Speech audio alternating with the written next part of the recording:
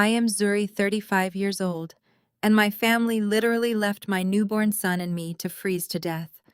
Because my sister decided she needed my room for a home office, my father threw me and my baby out into a blinding Chicago blizzard. My mother watched, handing me a scratchy dollar store blanket, telling me my sister simply needed the space more than I did. I walked away with one suitcase, leaving them to their cruelty. They had absolutely no idea that my grandfather's lawyer had called me earlier that exact same morning. Within 24 hours, they would all be begging me to pick up the phone. Before I continue this story, let me know where you are watching from in the comments below. Hit like and subscribe if you have ever had to walk away from toxic relatives to protect your peace and your child. The wind howling off Lake Michigan felt like swallowing razor blades, but the chill in my father's eyes was infinitely colder. It was a Tuesday evening, the kind of brutal Chicago winter night where the city issues emergency warnings to stay indoors. Instead of finding warmth, I found myself standing on the ice-covered porch of the upscale suburban home I had grown up in, clutching my newborn son Malik tightly against my chest. The heavy oak front door was wide open, spilling golden expensive light onto the snow, framing my father, Jerome.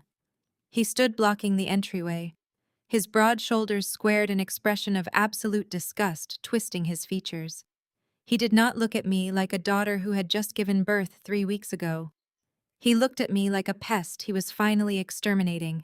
With a swift, aggressive motion, Jerome hurled my large black suitcase past me. It slammed onto the frozen concrete, sliding across the ice and nearly clipping my boots. I tightened my grip on Malik, pressing his small, fragile body beneath my heavy wool coat, praying his core temperature would not drop.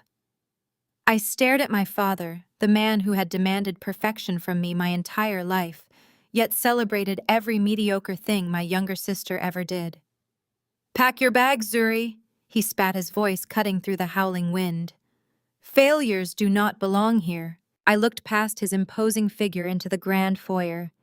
This was the house my father loved to flaunt to his country club friends, a symbol of the wealth he supposedly built from his logistics business. What none of those friends knew, and what my father was entirely oblivious to, was that I had been secretly paying the exorbitant property taxes on this very estate for the past 3 years. Without my quiet, continuous financial intervention from my career as a senior financial auditor, this house would have been seized by the county long ago. But I kept my mouth shut. I let the wind whip my face as I stared him down, refusing to give him the satisfaction of seeing me break. Footsteps echoed on the hardwood floor inside, and my mother Vivian appeared beside my father. She was dressed in a pristine cashmere lounge set, looking every bit the wealthy matriarch she pretended to be. In her perfectly manicured hands, she held a thin, scratchy neon yellow baby blanket. It still had the plastic tag attached from the local dollar store. She held it out to me, extending her arm just past the threshold so she would not have to step into the freezing cold. "Here," she said, her voice completely devoid of warmth or maternal instinct. "Wrap him in this." The sheer audacity of that cheap blanket made my stomach churn. Just 2 months earlier, when my younger sister Chantel announced she and her husband were simply trying to conceive, Vivian had instantly ordered a $2,000 imported mahogany crib to be delivered to the house. Chantel was not even pregnant yet, but she was the golden child, the one who did everything right according to my parents' twisted metrics. I, on the other hand, was the disappointment, the woman who chose to build an independent career instead of marrying into a wealthy family, and who had the audacity to become a single mother. Vivian did not even look at her sleeping grandson as she pushed the cheap fabric into my free hand. "Chantel and Connor need the space for his new home office," she said, completely deadpan, as if she were discussing rearranging furniture rather than rendering her eldest daughter and infant grandson homeless in a blizzard. "You are a single mother, Zuri. You will figure it out. She needs the space more than you do." I looked at the woman who had birthed me, searching her eyes for any flicker of hesitation, any shred of guilt for sending a 3-week-old baby into a winter storm. There was nothing. just the same empty, calculated gaze she had used my entire life whenever she needed to sweep my achievements under the rug to make Chantel shine brighter. I remembered how Vivian used to hide my academic awards in the bottom drawer of the study so they would not make Chantel feel insecure about her failing grades. Now, they were literally tossing me into the snow so Chantel could have a sprawling home office for a husband who did not even work. Speaking of the husband, a tall, scruffy figure ambled up behind my parents. It was Connor, my sister's white husband, wearing pajama pants and a smug, satisfied grin. Connor had not held a steady job in 4 years. He called himself an entrepreneur, which in this family meant he spent his days playing video games and draining whatever funds my father foolishly handed over to him for his non-existent startup ideas. In his hand, he casually held a steaming mug. The rich, earthy aroma wafted out into the freezing air, and I instantly recognized it. It was my expensive imported coffee, the beans I had special ordered from a roaster in Seattle. He took a slow, deliberate sip, locking eyes with me. The sheer entitlement radiating from him was nauseating. He had moved into my family's home, lived off my parents' money, and was now actively participating in throwing me out so he could commandeer my bedroom. With his free hand, Connor lifted my leather laptop bag. Instead of handing it to me, he tossed it carelessly over the porch railing. It landed with a muffled thud in a snowdrift. "Careful on the ice, Zuri," he sneered, taking another sip of my coffee. "We would not want you to drop the kid on your way out." The trio stood there in the warm golden light of the foyer. My domineering father, my complicit status, obsessed mother, and my lazy, entitled brother-in-law. They were a united front of toxicity, entirely convinced of their own superiority and my absolute defeat. They expected me to cry. They expected me to beg for my old room back, to apologize for being a burden, to plead for a few more nights out of the cold. I did none of those things. I did not shed a single tear. I did not raise my voice or offer them the dramatic breakdown they were so desperately craving. Instead, I carefully tucked the dollar store blanket around Malik to block the biting wind, leaving the tags fluttering in the breeze. I looked my father dead in the eye, memorizing the contempt on his face. I looked at my mother, noting the way she leaned away from the cold. And I looked at Connor, grinning like he had won a prize he never earned. I simply turned around, gripped the handle of my heavy suitcase, and began dragging it through the thick snow toward my car parked in the driveway. The ice crunched loudly beneath my boots. Behind me, I heard the heavy oak door slam shut, followed by the distinct sound of the deadbolt sliding into place. The finality of the sound echoed in the quiet, frozen neighborhood. They had locked me out. The wind whipped violently as I secured Malik into his car seat, my fingers completely numb from the freezing temperatures. He stirred slightly, but remained asleep, completely oblivious to the fact that his biological family had just discarded him like trash. I threw my snow-covered suitcase and my laptop bag into the trunk, climbed into the driver's seat, and slammed the door shut, finally escaping the howling storm. My breath plumed in the freezing air of the car's interior. I pushed the ignition button, the engine roaring to life, and the heater slowly kicking in. Just as I shifted the gear into drive, the silence of the car was pierced by the sharp ringing of my cell phone. The name flashing on the dashboard screen made a slow, knowing smile spread across my face. It was Attorney Marshall, my late Grandpa Silas's deeply trusted estate lawyer. I answered the call and put it on speaker. The connection was crisp and clear. Zuri, Attorney Marshall's voice was steady and filled with quiet anticipation. "The ink is dry. The estate is officially yours. Have they shown their true colors yet?" I kept my eyes on the icy road as Attorney Marshall's voice filled the quiet interior of my car. He confirmed what I had been waiting weeks to hear. The legal waiting period was officially over. The blind holding company and every single asset Grandpa Silas had placed inside it now legally belonged entirely to me. I thanked Marshall, ended the call, and let the heated steering wheel slowly thaw my frozen fingers. The Chicago blizzard raged outside my windshield, burying the suburban streets in layers of treacherous white. But inside my car, a profound sense of absolute clarity washed over me. I looked in the rearview mirror. Malik was fast asleep in his car seat, blissfully unaware that the people who shared his blood had just discarded him like garbage. They thought they had broken me. They thought they had sent a helpless single mother into the freezing night to beg for scraps. They had no idea they had just handed the keys to their entire existence over to their worst nightmare. I bypassed the cheap motels on the outskirts of town and drove straight into the heart of the city, pulling up to the valet stand of a world-renowned luxury hotel. The attendant rushed out into the snow to open my door, his eyes briefly widening at the sight of a woman stepping out of an older sedan with a newborn and a single suitcase. Any question of my belonging vanished the moment I walked up to the reception desk and handed the concierge my heavy metal black card. It was an exclusive tier account, one I had earned through years of grueling 80-hour weeks, climbing the ranks to become a senior financial auditor at a top-tier corporate firm. My family thought I was a mid-level numbers cruncher drowning in debt. They had no idea what my actual net worth was because they never cared enough to ask about my life. The concierge swiped the card without a blink and immediately handed me the keys to a penthouse suite. Within 20 minutes, I was standing in a sprawling heated sanctuary overlooking the frozen city skyline. I gently placed Malik into the plush imported crib the hotel staff had swiftly arranged. I took that scratchy, abrasive dollar store blanket my mother had so generously provided, walked over to the suite's trash can, and dropped it right in. With my son safe and warm, I finally sat down on the velvet sofa and pulled my phone from my coat pocket. The screen was lit up like a slot machine. Dozens of notifications from the family group chat poured in, mixed with direct messages from cousins and aunts asking where I was.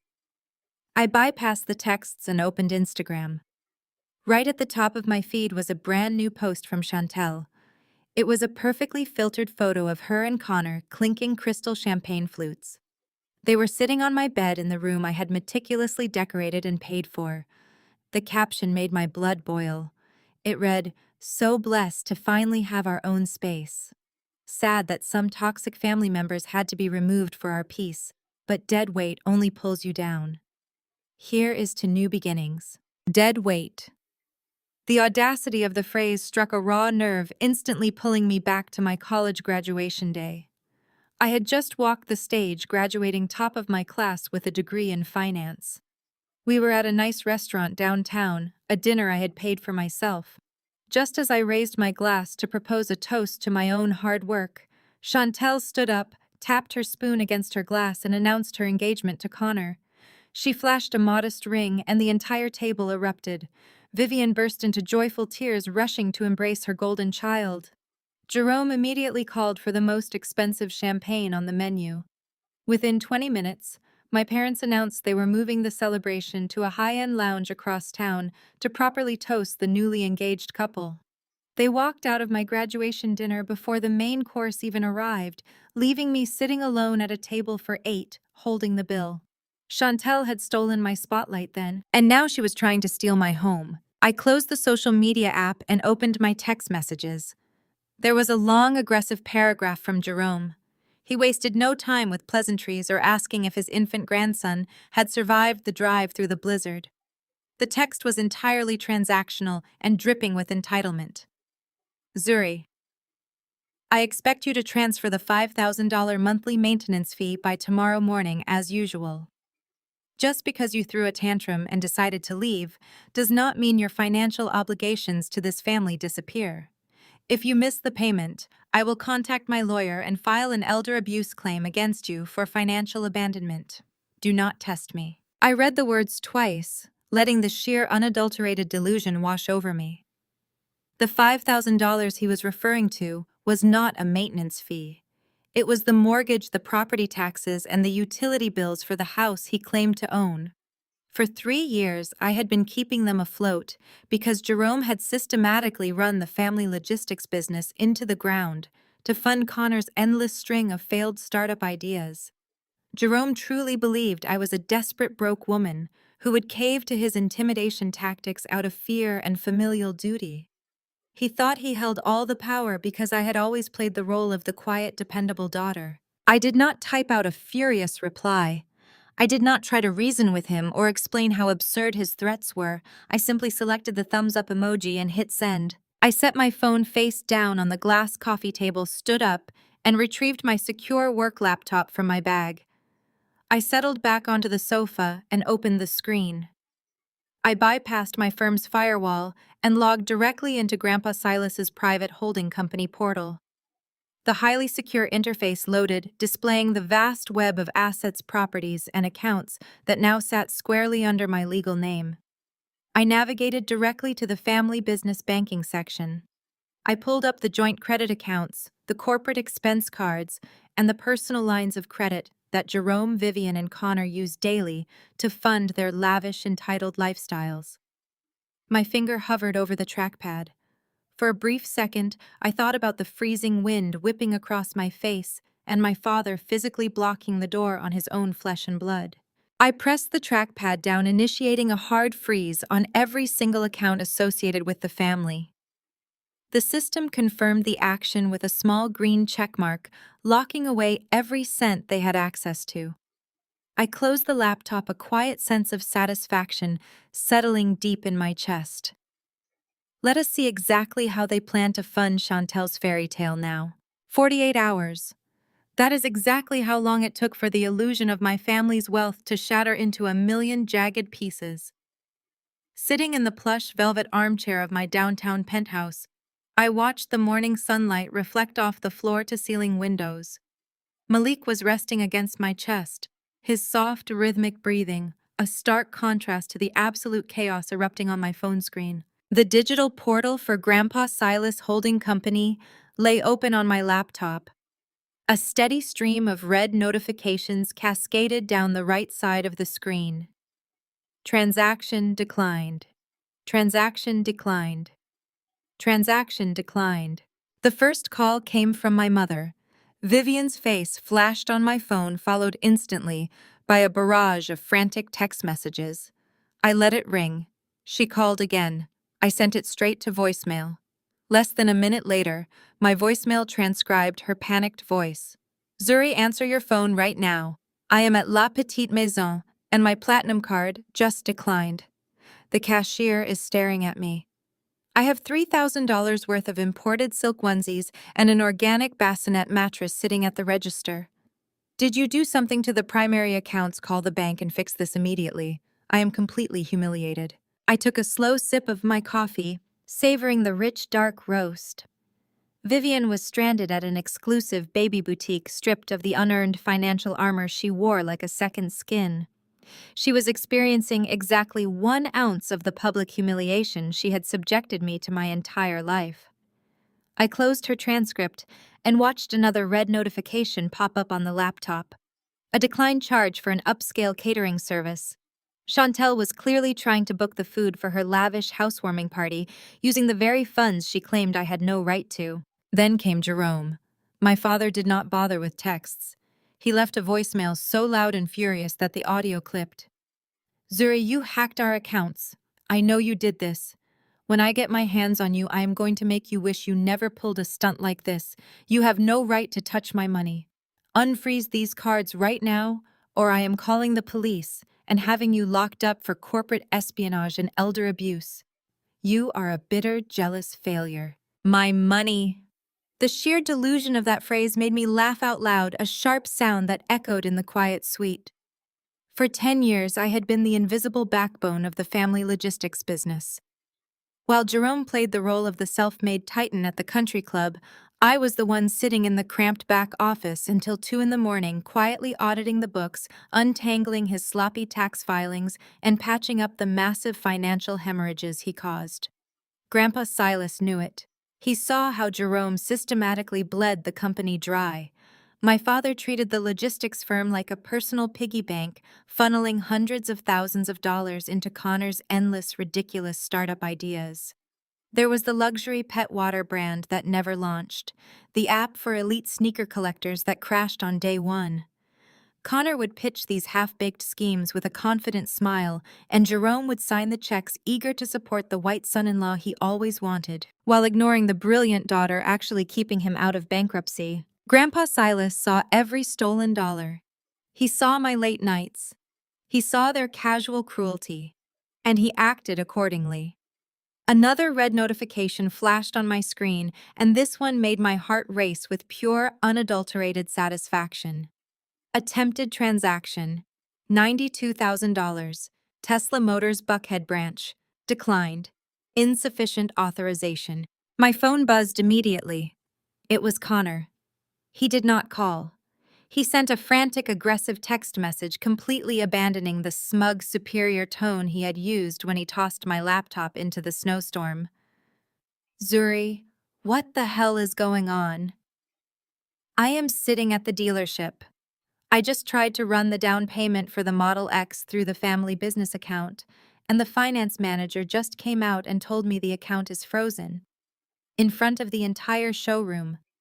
People are literally recording me arguing with the staff. Stop throwing a tantrum. Your dad is stressed out and Chantel is crying in the car. Fix the accounts right now before I get my lawyers involved and sue you for every penny you have. I pictured him standing in that pristine showroom, his designer clothes suddenly feeling like a costume surrounded by wealthy strangers, watching his credit run dry. I pictured the condescending smirk wiped completely off his face, replaced by the terrifying realization that his unlimited free ride was over. He wanted to use lawyers as a threat, assuming I was still the quiet, compliant girl who would back down at the first sign of conflict. He assumed I was a mid-level auditor who could be bullied into submission. I shifted Malik to my other shoulder, making sure he was comfortable before typing my response. I did not justify my actions. I did not argue. I did not mention the blizzard, the dollar store blanket, or the fact that he was currently trying to buy a luxury car using money my grandfather had spent a lifetime earning. I typed back a single decisive sentence. Have your lawyers call my CEO. I hit send and tossed the phone onto the cushion beside me. The trap was set. The guillotine was suspended perfectly in the air, and they had willingly positioned themselves right beneath the blade. They thought they were dealing with a disgraced daughter throwing a temporary fit.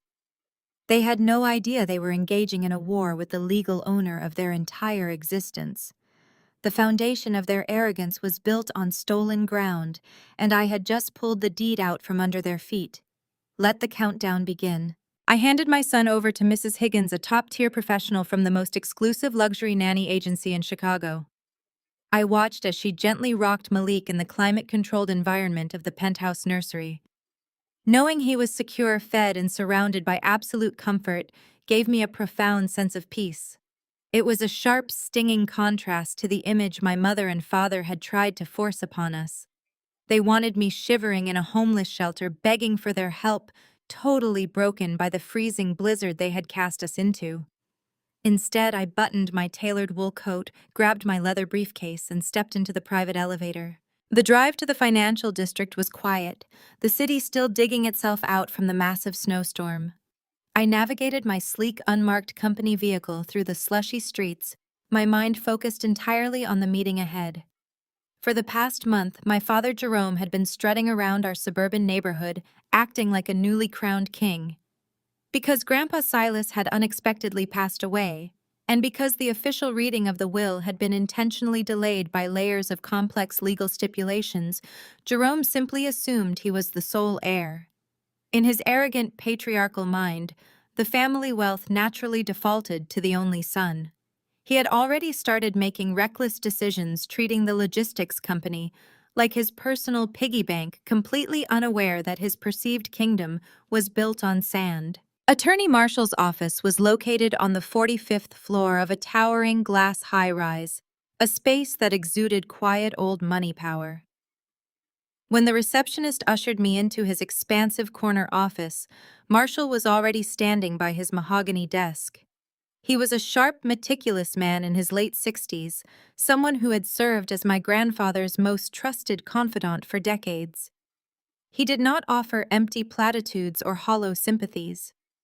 He simply gestured for me to take the leather seat across from him and pushed a massive, heavily bonded stack of legal documents across the polished wood surface. Your grandfather was a brilliant man. Zuri Marshall began taking his seat, and more importantly, he was an incredibly observant man. He saw exactly what was happening in that house long before you ever realized he was watching. I rested my hands on the cool leather of the chair, waiting for him to continue. Marshall opened the first folder. Silas watched Jerome systematically run the family logistics business into the ground. He saw your father funneling hundreds of thousands of corporate dollars into Connor's ridiculous failed ventures. He watched your mother Vivian purchase a brand new luxury vehicle for Chantel the exact same week she refused to help you pay for your final semester of college textbooks. Silas saw you working 60-hour weeks quietly auditing the company books at 2 in the morning, desperately trying to keep your father out of federal prison for his sloppy tax filings, while Connor slept until noon every single day in the guest room. Hearing those painful realities spoken aloud by an impartial third party felt like a physical blow, but it was incredibly validating. For years, my family had gaslighted me into believing I was simply jealous that I was not a team player, that my hard work was just expected baseline behavior, while Chantel's mere existence was a miracle worthy of endless reward. Silas knew that the moment he passed away, Jerome would drain every last cent of the family wealth to fund Connor and Chantel's delusions, Marshall stated firmly. He knew your father would throw you to the wolves the second you stopped being useful to his bottom line. So your grandfather took drastic measures to ensure his legacy would survive and to ensure you and your child would never actually go hungry. Marshall slid a heavy watermarked document toward me. He did not leave you the estate in a traditional will, Zuri. A traditional will can be contested in probate court for years by greedy relatives. Jerome would have tied you up in endless legal battles, draining the assets just to spite you. Instead, 3 years ago, Silas quietly established a highly secure blind limited liability company. I looked down at the document. The header read Onyx Holdings, LLC. Before he died, Silas legally transferred the deed of the suburban family house, the entirety of the logistics business assets, and all the generational trust funds directly into Onyx Holdings, Marshall explained, tapping the paper with his expensive pen. He restructured the entire family wealth so that it was no longer tied to him personally. Jerome has been walking around a house he does not own, spending money from a business he does not control. My breath caught in my throat as I read the corporate structuring details. "And who owns Onyx Holdings?" I asked, my voice barely above a whisper. Marshall offered a sharp, triumphant smile. "You do. You are the sole chief executive officer and the 100% shareholder of Onyx Holdings." The transfer was executed, finalized, and sealed weeks before his passing. The delay in the will reading was simply a smokescreen to give me time to secure the banking portals and lock down the transition. You own the house they are currently living in. You own the cars they drive. You own the accounts they have been swiping. You legally own everything. I sat back in my chair, the sheer magnitude of the revelation washing over me like a tidal wave. My grandfather had seen my silent suffering. He had recognized my quiet dedication and my professional brilliance. He had watched my parents coddle my sister and fund her lazy, entitled husband, and he had orchestrated the ultimate safety net for me. The house I had been secretly paying the property taxes on to keep it out of foreclosure was actually mine. The accounts I had just frozen from my penthouse suite were entirely my property. My father had thrown me into a lethal winter storm, completely unaware that he had just assaulted his landlord and his ultimate boss. The poetic justice of it all was almost too overwhelming to process. I placed my hand on the deed to the house, feeling the heavy, expensive paper beneath my fingertips. They thought they had discarded the family failure. They had actually just declared war on the architect of their entire reality. Right at that exact moment, the silence of the office was broken by the sharp, cheerful chime of my cell phone resting on the desk. I glanced down at the screen. It was a notification from a social media event platform. Despite blocking my number from regular texts, Chantel had mass invited her entire contact list, including my email, to a digital event. I tapped the screen, opening the brightly colored, overly animated invitation. Glittering digital confetti rained down the screen, revealing a ridiculously lavish graphic. The bold cursive text read, "Welcome to our forever home. Join Chantel and Connor for an exclusive housewarming and gender reveal party.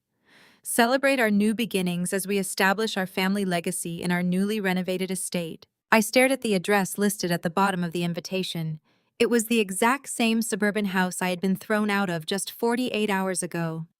The house Chantel claimed she needed my bedroom for. The house my father confidently stood inside while he called me a failure. They were throwing a massive high society party to celebrate stealing my space, using funds they no longer had access to in a building they did not own. They were inviting Atlanta's elite to witness their triumph over me. I looked up from the glowing screen of my phone and met Attorney Marshall's eyes. A slow, dangerous smile spread across my face. The kind of smile that comes from knowing you hold the ultimate winning hand in a high-stakes game. "It seems my sister is hosting a party at my house this weekend," I said, my voice dripping with cold, calculated anticipation. "I think it is only polite that the actual homeowner makes an appearance." Marshall leaned back in his heavy leather chair, a mixture of bewilderment and deep respect crossing his weathered features. "You want to unfreeze their accounts?" he asked, his voice steady but questioning. "After they literally threw you and your newborn son out into a blinding blizzard, you are going to let them pay for a party using your holding company's money?" I nodded slowly, turning the laptop screen toward him. I explained that I was not opening the floodgates. I was simply creating a bottleneck of hope. I logged into the central portal and bypassed the personal credit cards entirely. Those remained locked tight. Connor would not be buying his luxury vehicle, and Vivian would not be going on any more casual shopping sprees at elite boutiques. Instead, I isolated the corporate event budget and authorized a highly specific temporary release of funds. I capped the limit at exactly $50,000. It was a generous amount, more than enough to hire the most exclusive caterers, secure premium florists, and book a valet service for the sprawling driveway. I wanted them to spend every single cent of it. I wanted them to invite every single socialite, every gossiping country club member, and every rival business associate in the greater Chicago area. If I cut them off completely right now, they will cancel the party and hide behind closed doors. I told Marshall, watching the status bar on the screen turn from red to green. I do not want them hiding. I want them loud, proud, and surrounded by their peers. When the guillotine drops, it needs to be in front of a live audience. Watching the pending transactions immediately shift to approved, I felt a familiar icy detachment settle over my emotions. Somewhere in the suburbs, Vivian was likely swiping her card at a luxury event planner's office. She was probably breathing a massive sigh of relief, entirely convinced that Jerome had successfully intimidated me into submission. It was classic Vivian. She had a remarkable talent for only seeing the reality she wanted to construct. It violently reminded me of my senior year of high school. I had just won the state debate championship, a grueling intellectual gauntlet that I had prepared for all year. I brought home a massive 4-foot-tall golden trophy, beaming with a pride I foolishly thought my parents would share. Instead of placing it on the living room mantel or the dining room display case, Vivian grabbed the trophy out of my hands the second I walked through the door. She marched down the hallway and shoved it into the back of the darkest closet, burying it behind heavy winter coats and forgotten umbrellas.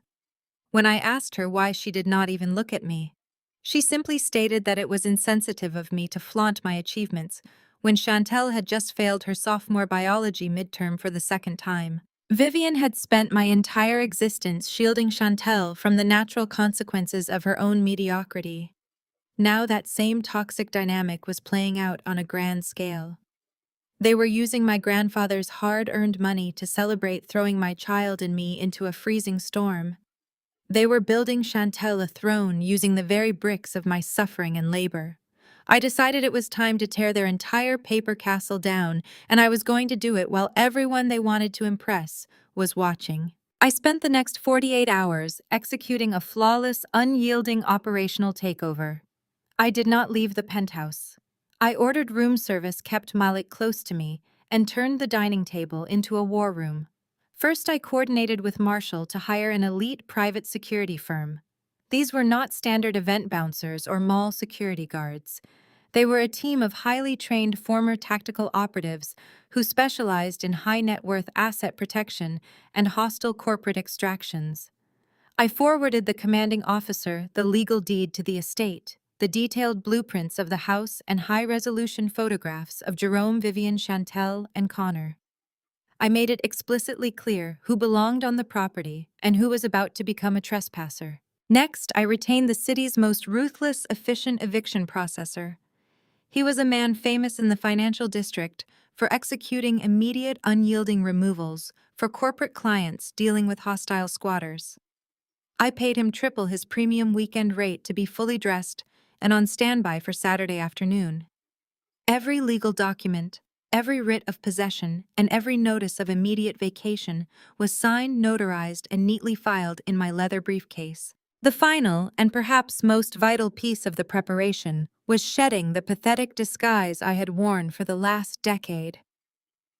My family had always seen me in sensible slacks, oversized beige sweaters, and whatever plain attire allowed me to fade into the background while I quietly cleaned up their massive financial messes.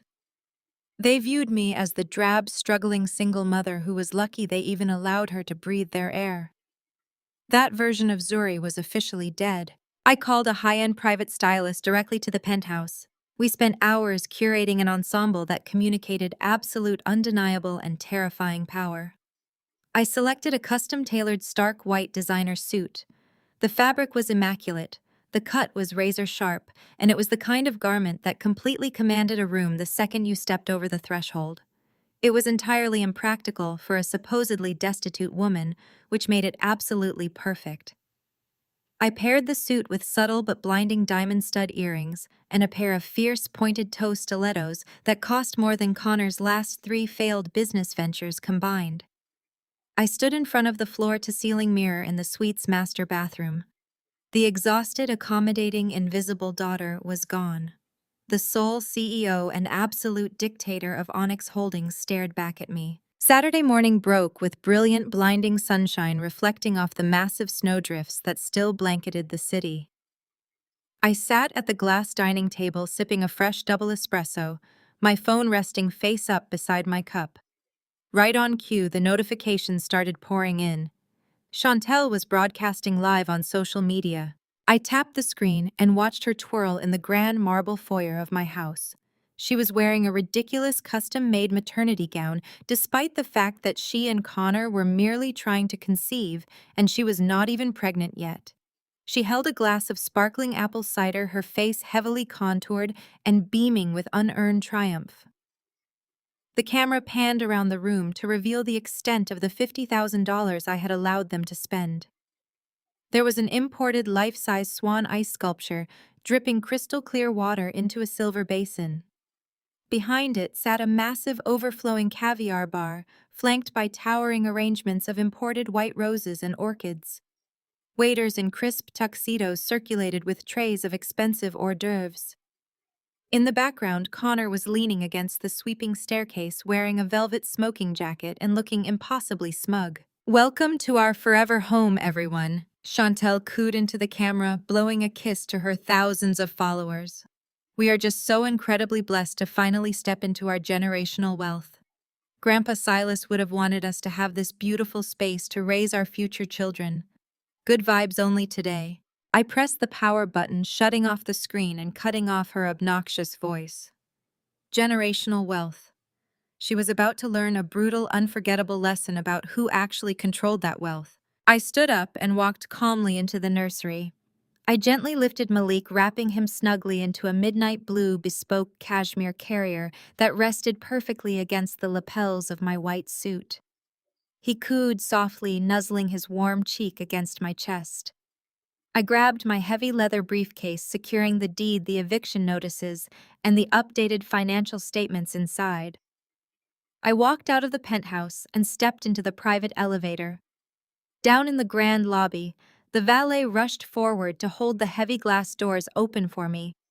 A chauffeured jet-black Maybach was already idling at the curb, its powerful engine purring quietly in the crisp, freezing winter air. I stepped into the spacious back seat, smoothing the pristine fabric of my suit. It was time to go home. The Maybach glided smoothly through the snow-banked streets of my former neighborhood, its heavy tires crunching softly against the freshly plowed asphalt. As we approached the property, the sheer scale of the spectacle my family had engineered became visible.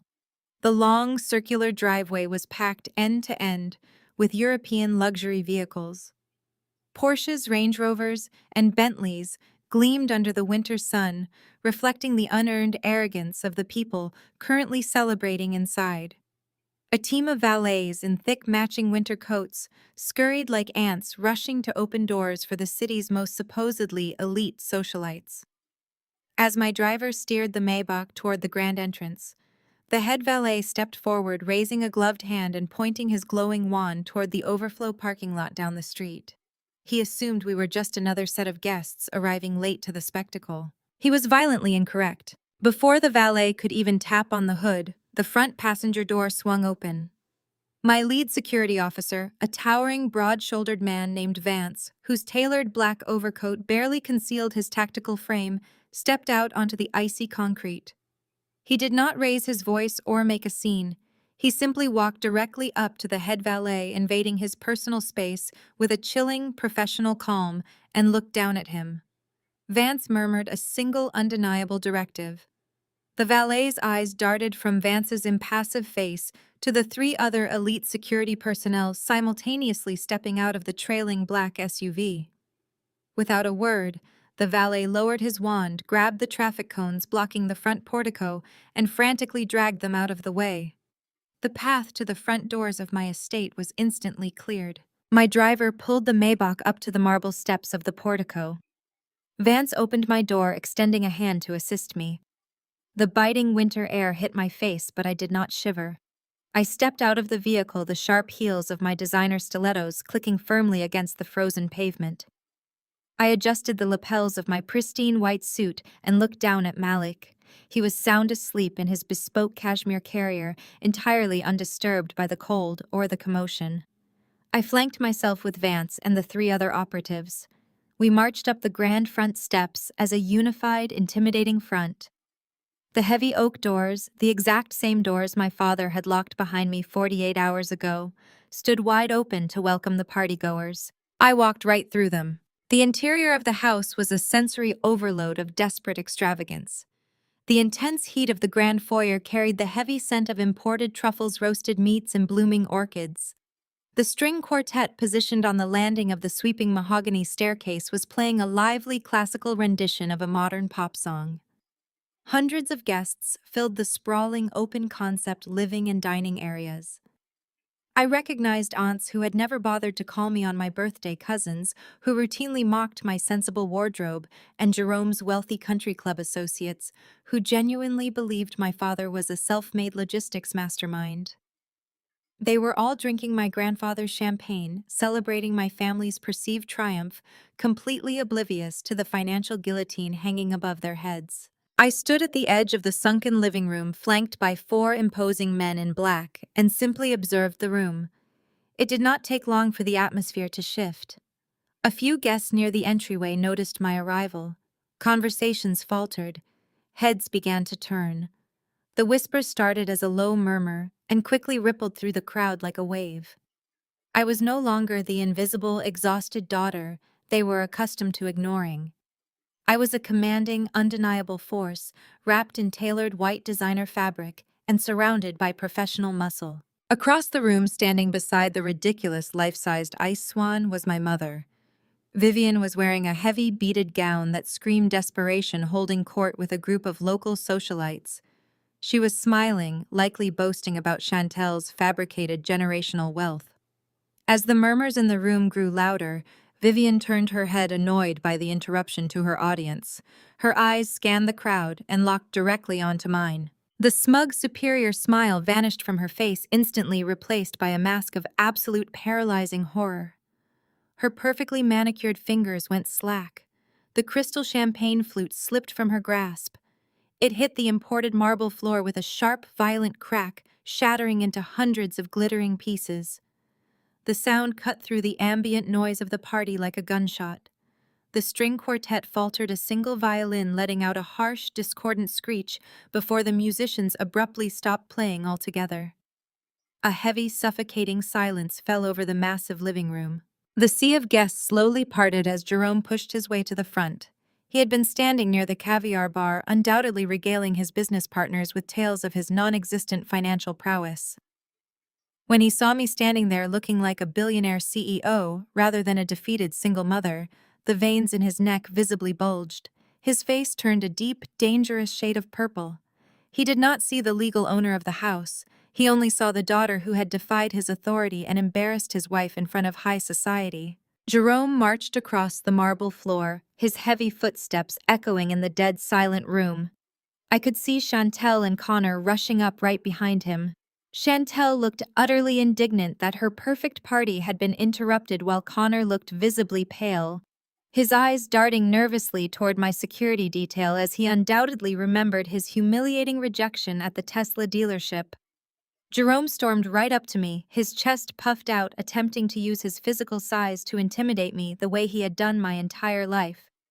Vance immediately shifted his weight, his hand dropping to his side, but I raised a single finger silently, ordering my security lead to hold his position.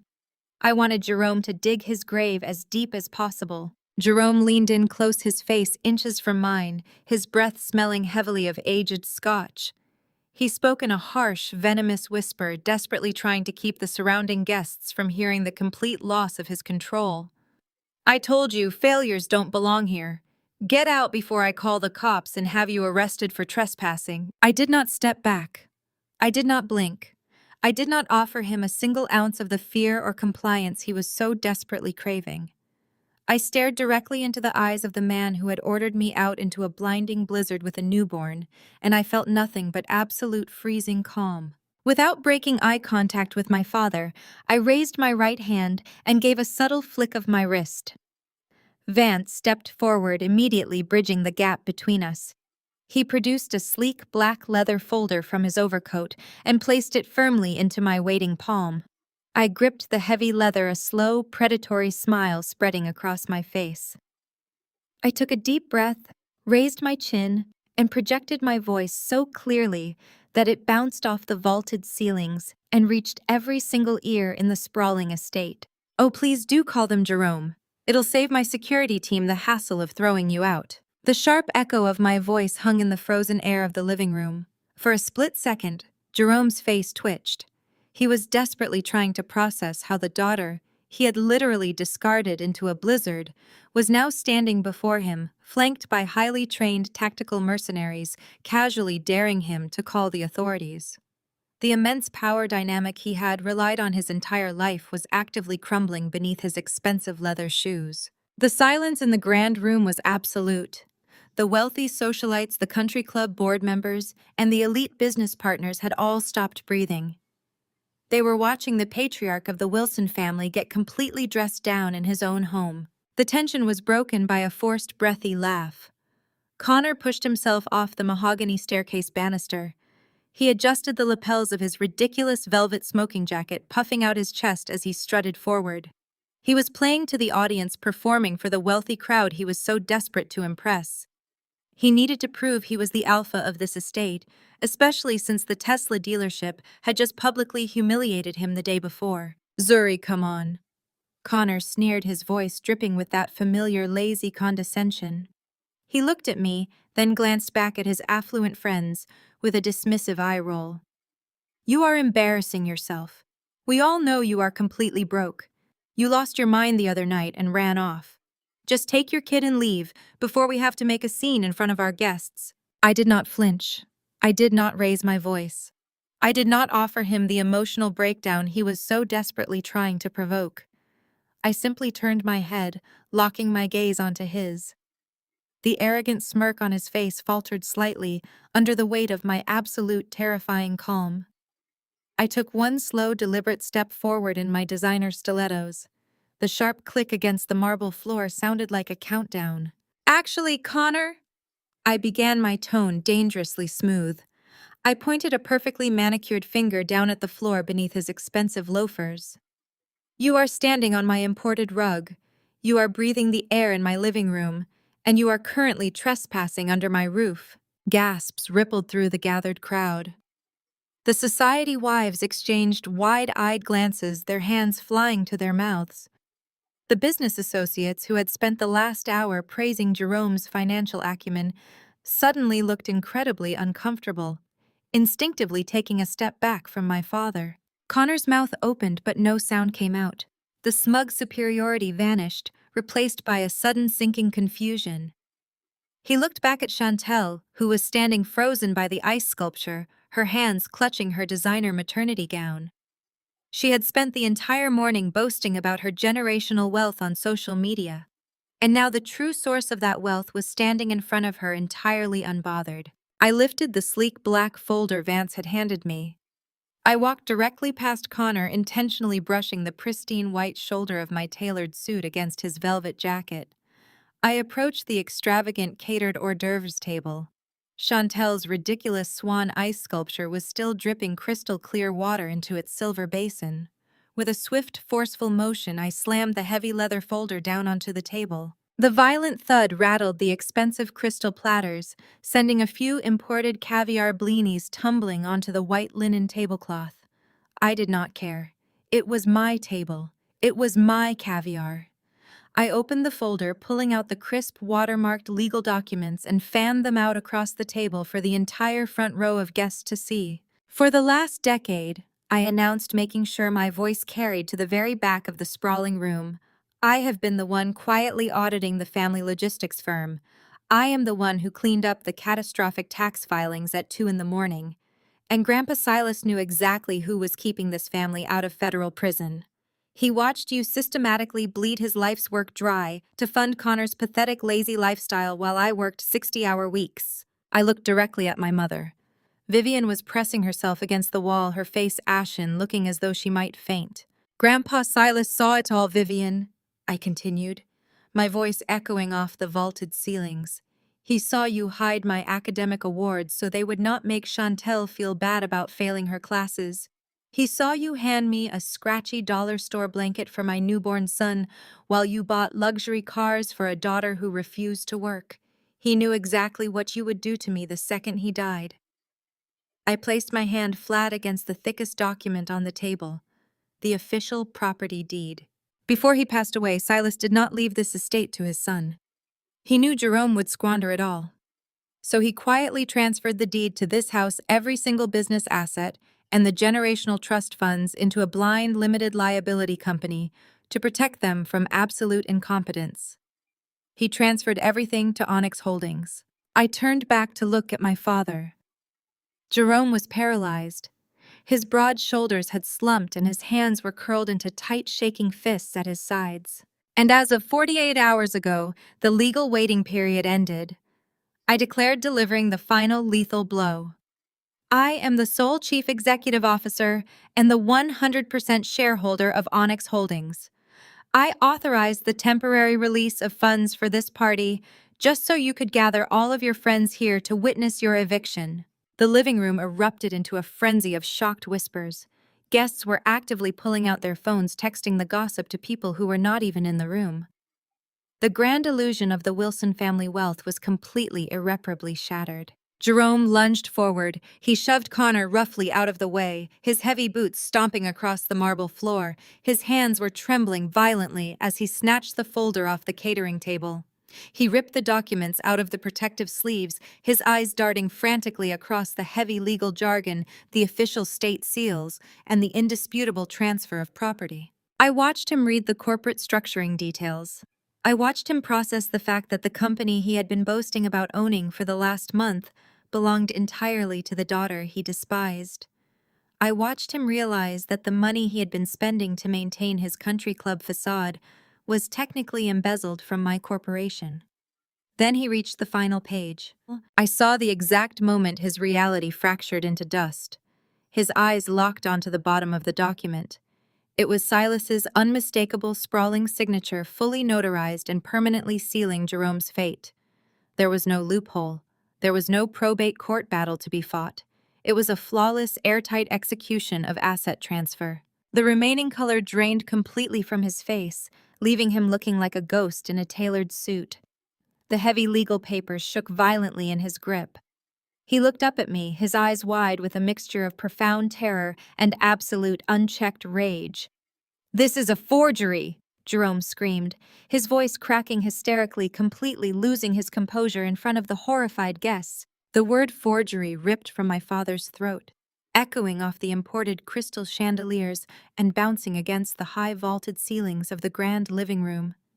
His face was a contorted mask of panic and denial, his heavy hands gripping the legal documents so tightly that the thick parchment began to crumple. The catered guests surrounding us stood entirely paralyzed. Wealthy socialites, influential country club board members, and rival logistics executives watched with bated breath, their expensive champagne glasses forgotten. Dozens of smartphone cameras were subtly raised, capturing every single second of the great Jerome Wilson's public execution. I did not raise my voice. I did not need to. True power does not require shouting. I took one slow, deliberate step forward in my pristine white stilettos, closing the distance between us. The subtle click of my heels sounded like the ticking of a very final clock. Vance, my lead security operative, shifted slightly behind me, a silent reminder of the absolute physical control I now held over this space. "A forgery?" I repeated, my voice smooth, cold, and carrying effortlessly across the dead silent room. I gestured toward the bottom of the page he was crushing in his fist. That document was drafted, signed, and sealed by Attorney Marshall, the same man who built the legal foundation of this family's wealth. It was notarized 3 years ago, registered with the state, and heavily fortified by ironclad trust laws. There is no legal loophole, Jerome. There is no hidden clause. You do not own a single square foot of this property, and you do not own a single truck in that logistics fleet. Jerome shook his head violently, his breathing ragged and shallow. He looked around the room, desperately seeking validation from his wealthy peers, but they all averted their eyes, physically stepping back from a man who had just been exposed as a complete fraud. He turned back to me, his chest heaving. He could not process how the daughter he had systematically broken down, the daughter he had literally tossed into a blinding Chicago blizzard just 2 days prior, was now holding his entire existence in the palm of her hand. I tilted my head, studying the terror in his eyes, and allowed a razor-sharp smile to touch my lips. "You told me success requires anticipation of obstacles, Dad," I said, feeding his own arrogant words right back to him. The exact words he had spat at me while I stood freezing on this very porch, clutching my newborn son. "Well, Grandpa Silas anticipated your greed perfectly. He anticipated your incompetence. He knew you would systematically drain his life's work to fund the ridiculous, lazy delusions of your favorite daughter and her parasitic husband. He knew you would try to leave Malik and me out in the cold the second you thought you held all the power. Silas saw the obstacle, and he removed you entirely to protect his legacy." Jerome opened his mouth to speak, but no words materialized. The aggressive, domineering patriarch was gone, replaced by a hollow shell of a man who suddenly realized he was entirely dependent on the mercy of the daughter he had abused. Behind him, a different kind of realization was taking hold. Connor pushed past my father, his velvet smoking jacket suddenly looking like a cheap costume. He snatched the second set of documents off the catering table, his eyes darting frantically across the black and white text. He was looking for the name of the holding company. When he saw Onyx Holdings printed boldly across the top of the asset transfer, the last shred of his smug superiority evaporated. He remembered the text message I had sent him from the penthouse. He remembered the humiliating scene at the Tesla dealership when his card was publicly declined. The terrifying, undeniable reality crashed down on him. The limitless family account he had been treating like a personal ATM belonged exclusively to me. The roof over his head belonged to me. The lavish, over-the-top housewarming party he was currently throwing was taking place in my living room using a temporary allowance of my money. Connor dropped the papers back onto the table as if they had physically burned him. He took a staggering step backward, his chest rising and falling in rapid, panicked breaths. He turned slowly to look at Chantel. My sister was still standing frozen near the dripping ice sculpture, completely shell-shocked. She was wearing her custom designer maternity gown, clutching her stomach defensively, completely unable to process the fact that the generational wealth she had just been boasting about to her thousands of followers was an absolute lie. She looked at Connor, her eyes wide and pleading, expecting her husband to step up, protect her, and find a way to spin this disaster. She expected the loving, entitled partner who had gleefully helped throw my belongings off the porch. Instead, she found a cornered rat. Faced with the undeniable legal reality that the family wealth was completely gone, Connor immediately turned on her. The viciousness of his pivot was staggering. The supportive husband facade vanished in a split second, replaced by pure venomous self-preservation. "You told me this house was yours," Connor shouted, his voice cracking with panic, entirely unconcerned about the audience watching them. He pointed an accusatory finger directly at Chantel's face. "You said your grandfather left everything to your dad. You promised me we had full access to the corporate accounts." "Connor, please." Chantel stammered, her voice trembling as she took a step toward him, her hands reaching out for comfort. "We can figure this out. My dad will fix it. He always fixes it." Connor looked at Jerome, who was still staring blankly at the floor, completely broken. Then Connor looked back at Chantel, and the absolute disgust in his eyes was chilling. In front of the entire party, in front of the Atlanta elite, they had tried so desperately to impress Connor's entitlement, shattered into sheer panic. He realized he had spent the last 4 years tying himself to a woman who brought absolutely zero actual assets to the table. He realized Chantel was not the heir to a logistics empire. She was an unemployed, spoiled liability who was about to be homeless. His free ride was officially over, and he was staring at the anchor that was about to drag him to the bottom of the ocean. He began physically backing away from her as if she were contagious. "Do not touch me," Connor snapped, swatting the air between them, his voice laced with absolute contempt. "You lied to me. You sat there all morning bragging to a camera about generational wealth, and you do not own a damn thing. You dragged me into this mess. I just tried to buy a $90,000 car on an account that does not even belong to your father. I could be arrested for fraud because of your lies." The guests were entirely silent, utterly captivated by the brutal implosion of the golden couple. The extravagant floral arrangements and the imported caviar sitting on the table between them only highlighted the absolute absurdity of their situation. They were fighting over scraps in a palace they had absolutely no right to occupy. Chantel's face crumpled. The realization that her husband was abandoning ship at the very first sign of financial ruin hit her harder than the loss of the estate itself. The perfectly curated illusion she had spent years building on social media was disintegrating right in front of her most affluent peers. Tears streamed down her face, ruining her perfect, highly contoured makeup. "Baby, please." Chantel sobbed, lunging forward to grab the sleeve of his velvet jacket. "Do not do this right now. Not in front of everyone. We can fight this. We can hire our own lawyers and fight her for the house." Connor yanked his arm out of her grasp so violently that Chantel stumbled forward, nearly colliding with the catering table. The sheer force of his rejection left a stinging silence in its wake.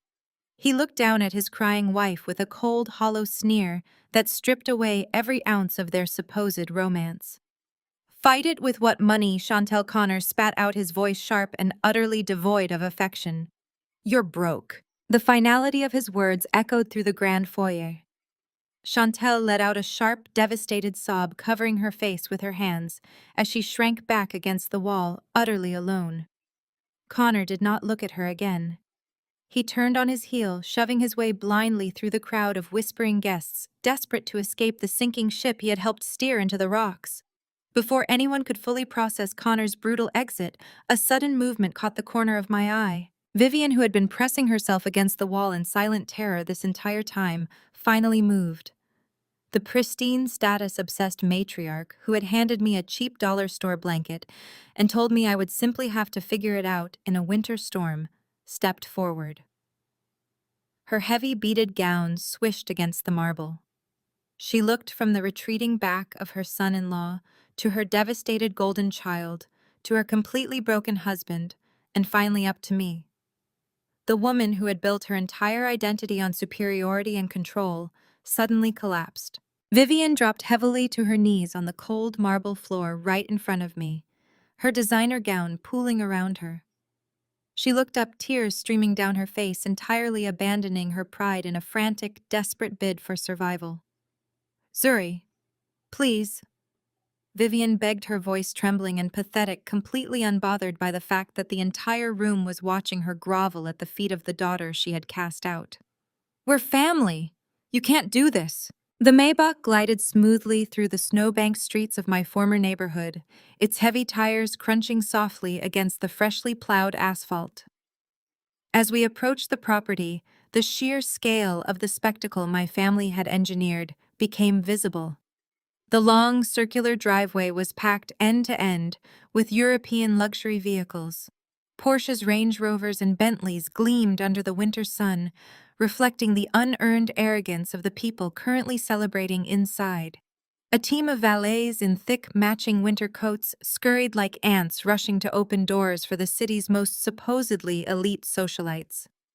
As my driver steered the Maybach toward the grand entrance, the head valet stepped forward, raising a gloved hand and pointing his glowing wand toward the overflow parking lot down the street.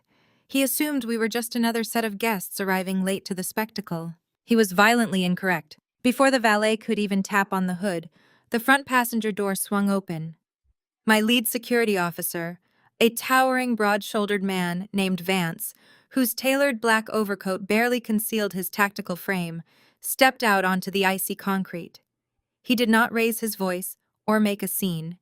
He simply walked directly up to the head valet, invading his personal space with a chilling professional calm, and looked down at him. Vance murmured a single, undeniable directive. The valet's eyes darted from Vance's impassive face to the three other elite security personnel simultaneously stepping out of the trailing black SUV. Without a word, the valet lowered his wand, grabbed the traffic cones blocking the front portico, and frantically dragged them out of the way. The path to the front doors of my estate was instantly cleared. My driver pulled the Maybach up to the marble steps of the portico. Vance opened my door, extending a hand to assist me. The biting winter air hit my face, but I did not shiver. I stepped out of the vehicle, the sharp heels of my designer stilettos clicking firmly against the frozen pavement. I adjusted the lapels of my pristine white suit and looked down at Malik. He was sound asleep in his bespoke cashmere carrier, entirely undisturbed by the cold or the commotion. I flanked myself with Vance and the three other operatives. We marched up the grand front steps as a unified, intimidating front. The heavy oak doors, the exact same doors my father had locked behind me 48 hours ago, stood wide open to welcome the partygoers. I walked right through them. The interior of the house was a sensory overload of desperate extravagance. The intense heat of the grand foyer carried the heavy scent of imported truffles, roasted meats, and blooming orchids. The string quartet positioned on the landing of the sweeping mahogany staircase was playing a lively classical rendition of a modern pop song. Hundreds of guests filled the sprawling open-concept living and dining areas. I recognized aunts who had never bothered to call me on my birthday, cousins who routinely mocked my sensible wardrobe, and Jerome's wealthy country club associates who genuinely believed my father was a self-made logistics mastermind. They were all drinking my grandfather's champagne, celebrating my family's perceived triumph, completely oblivious to the financial guillotine hanging above their heads. I stood at the edge of the sunken living room, flanked by four imposing men in black, and simply observed the room. It did not take long for the atmosphere to shift. A few guests near the entryway noticed my arrival. Conversations faltered. Heads began to turn. The whispers started as a low murmur and quickly rippled through the crowd like a wave. I was no longer the invisible, exhausted daughter they were accustomed to ignoring. I was a commanding, undeniable force wrapped in tailored white designer fabric and surrounded by professional muscle. Across the room, standing beside the ridiculous life-sized ice swan, was my mother. Vivian was wearing a heavy, beaded gown that screamed desperation, holding court with a group of local socialites. She was smiling, likely boasting about Chantel's fabricated generational wealth. As the murmurs in the room grew louder, Vivian turned her head, annoyed by the interruption to her audience. Her eyes scanned the crowd and locked directly onto mine. The smug, superior smile vanished from her face, instantly replaced by a mask of absolute paralyzing horror. Her perfectly manicured fingers went slack. The crystal champagne flute slipped from her grasp. It hit the imported marble floor with a sharp, violent crack, shattering into hundreds of glittering pieces. The sound cut through the ambient noise of the party like a gunshot. The string quartet faltered a single violin, letting out a harsh, discordant screech, before the musicians abruptly stopped playing altogether. A heavy, suffocating silence fell over the massive living room. The sea of guests slowly parted as Jerome pushed his way to the front. He had been standing near the caviar bar, undoubtedly regaling his business partners with tales of his non-existent financial prowess. When he saw me standing there looking like a billionaire CEO rather than a defeated single mother, the veins in his neck visibly bulged. His face turned a deep, dangerous shade of purple. He did not see the legal owner of the house. He only saw the daughter who had defied his authority and embarrassed his wife in front of high society. Jerome marched across the marble floor, his heavy footsteps echoing in the dead, silent room.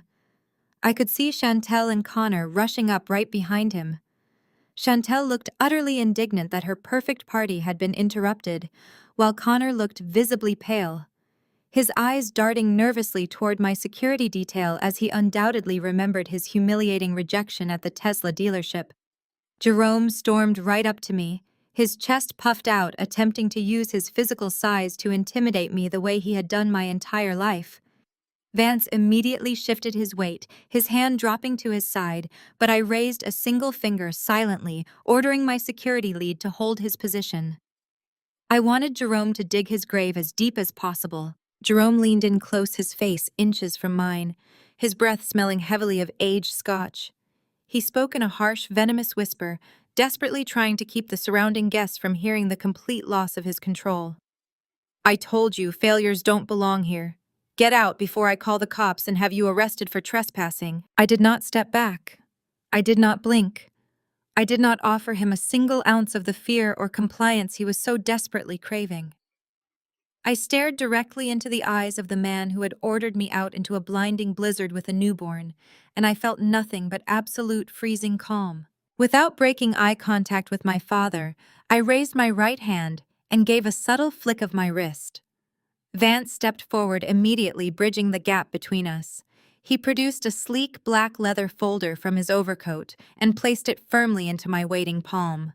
I gripped the heavy leather, a slow, predatory smile spreading across my face. I took a deep breath, raised my chin, and projected my voice so clearly that it bounced off the vaulted ceilings and reached every single ear in the sprawling estate. Oh, please do call them, Jerome. It'll save my security team the hassle of throwing you out. The sharp echo of my voice hung in the frozen air of the living room. For a split second, Jerome's face twitched.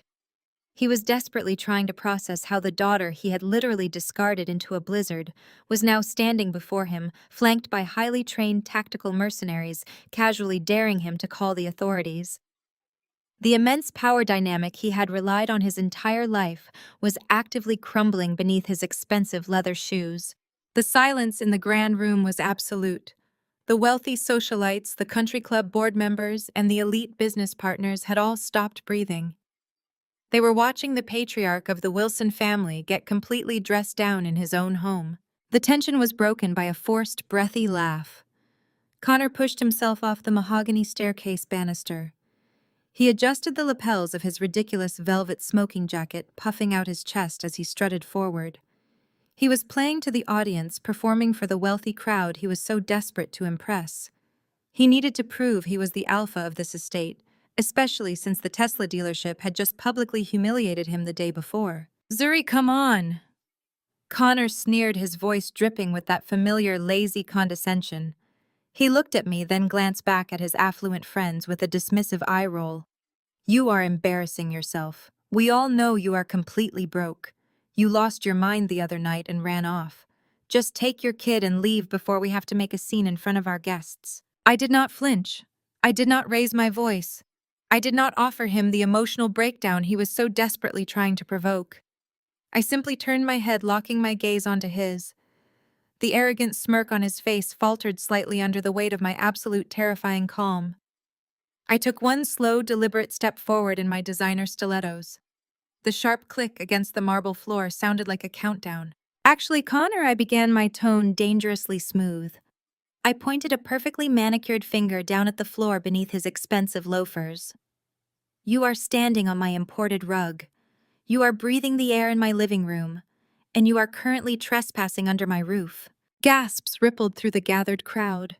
The society wives exchanged wide-eyed glances, their hands flying to their mouths.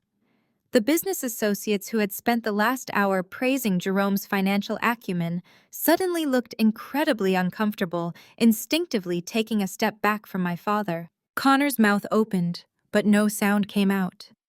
The smug superiority vanished, replaced by a sudden sinking confusion. He looked back at Chantel, who was standing frozen by the ice sculpture, her hands clutching her designer maternity gown. She had spent the entire morning boasting about her generational wealth on social media, and now the true source of that wealth was standing in front of her entirely unbothered. I lifted the sleek black folder Vance had handed me. I walked directly past Connor, intentionally brushing the pristine white shoulder of my tailored suit against his velvet jacket. I approached the extravagant catered hors d'oeuvres table. Chantel's ridiculous swan ice sculpture was still dripping crystal-clear water into its silver basin.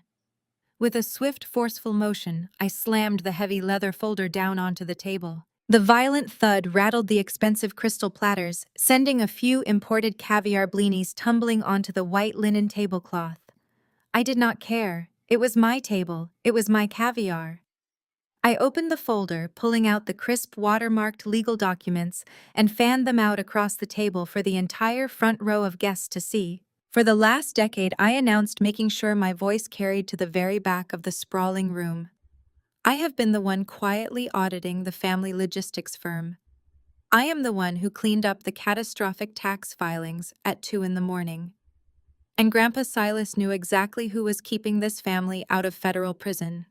He watched you systematically bleed his life's work dry to fund Connor's pathetic, lazy lifestyle while I worked 60-hour weeks. I looked directly at my mother. Vivian was pressing herself against the wall, her face ashen, looking as though she might faint. Grandpa Silas saw it all. Vivian, I continued, my voice echoing off the vaulted ceilings. He saw you hide my academic awards so they would not make Chantel feel bad about failing her classes. He saw you hand me a scratchy dollar store blanket for my newborn son while you bought luxury cars for a daughter who refused to work. He knew exactly what you would do to me the second he died. I placed my hand flat against the thickest document on the table. The official property deed. Before he passed away, Silas did not leave this estate to his son. He knew Jerome would squander it all, so he quietly transferred the deed to this house, every single business asset, and the generational trust funds into a blind limited liability company to protect them from absolute incompetence. He transferred everything to Onyx Holdings. I turned back to look at my father. Jerome was paralyzed. His broad shoulders had slumped, and his hands were curled into tight, shaking fists at his sides. And as of 48 hours ago, the legal waiting period ended. I declared, delivering the final lethal blow. I am the sole chief executive officer and the 100% shareholder of Onyx Holdings. I authorize the temporary release of funds for this party just so you could gather all of your friends here to witness your eviction. The living room erupted into a frenzy of shocked whispers. Guests were actively pulling out their phones, texting the gossip to people who were not even in the room. The grand illusion of the Wilson family wealth was completely, irreparably shattered. Jerome lunged forward. He shoved Connor roughly out of the way, his heavy boots stomping across the marble floor. His hands were trembling violently as he snatched the folder off the catering table.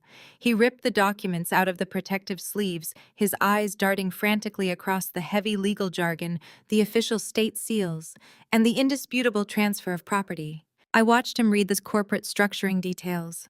I watched him process the fact that the company he had been boasting about owning for the last month belonged entirely to the daughter he despised.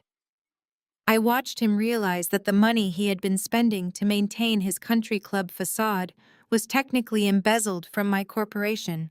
Then he reached the final page. I saw the exact moment his reality fractured into dust.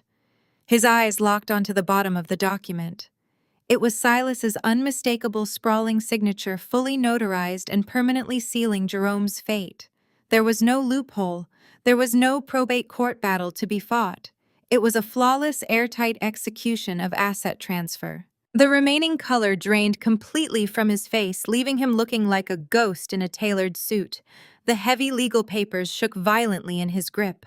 He looked up at me, his eyes wide with a mixture of profound terror and absolute unchecked rage. "This is a forgery!" Jerome screamed, his voice cracking hysterically, completely losing his composure in front of the horrified guests. I stared down at the woman kneeling on the imported marble floor. For 34 years, this woman had dictated my self-worth.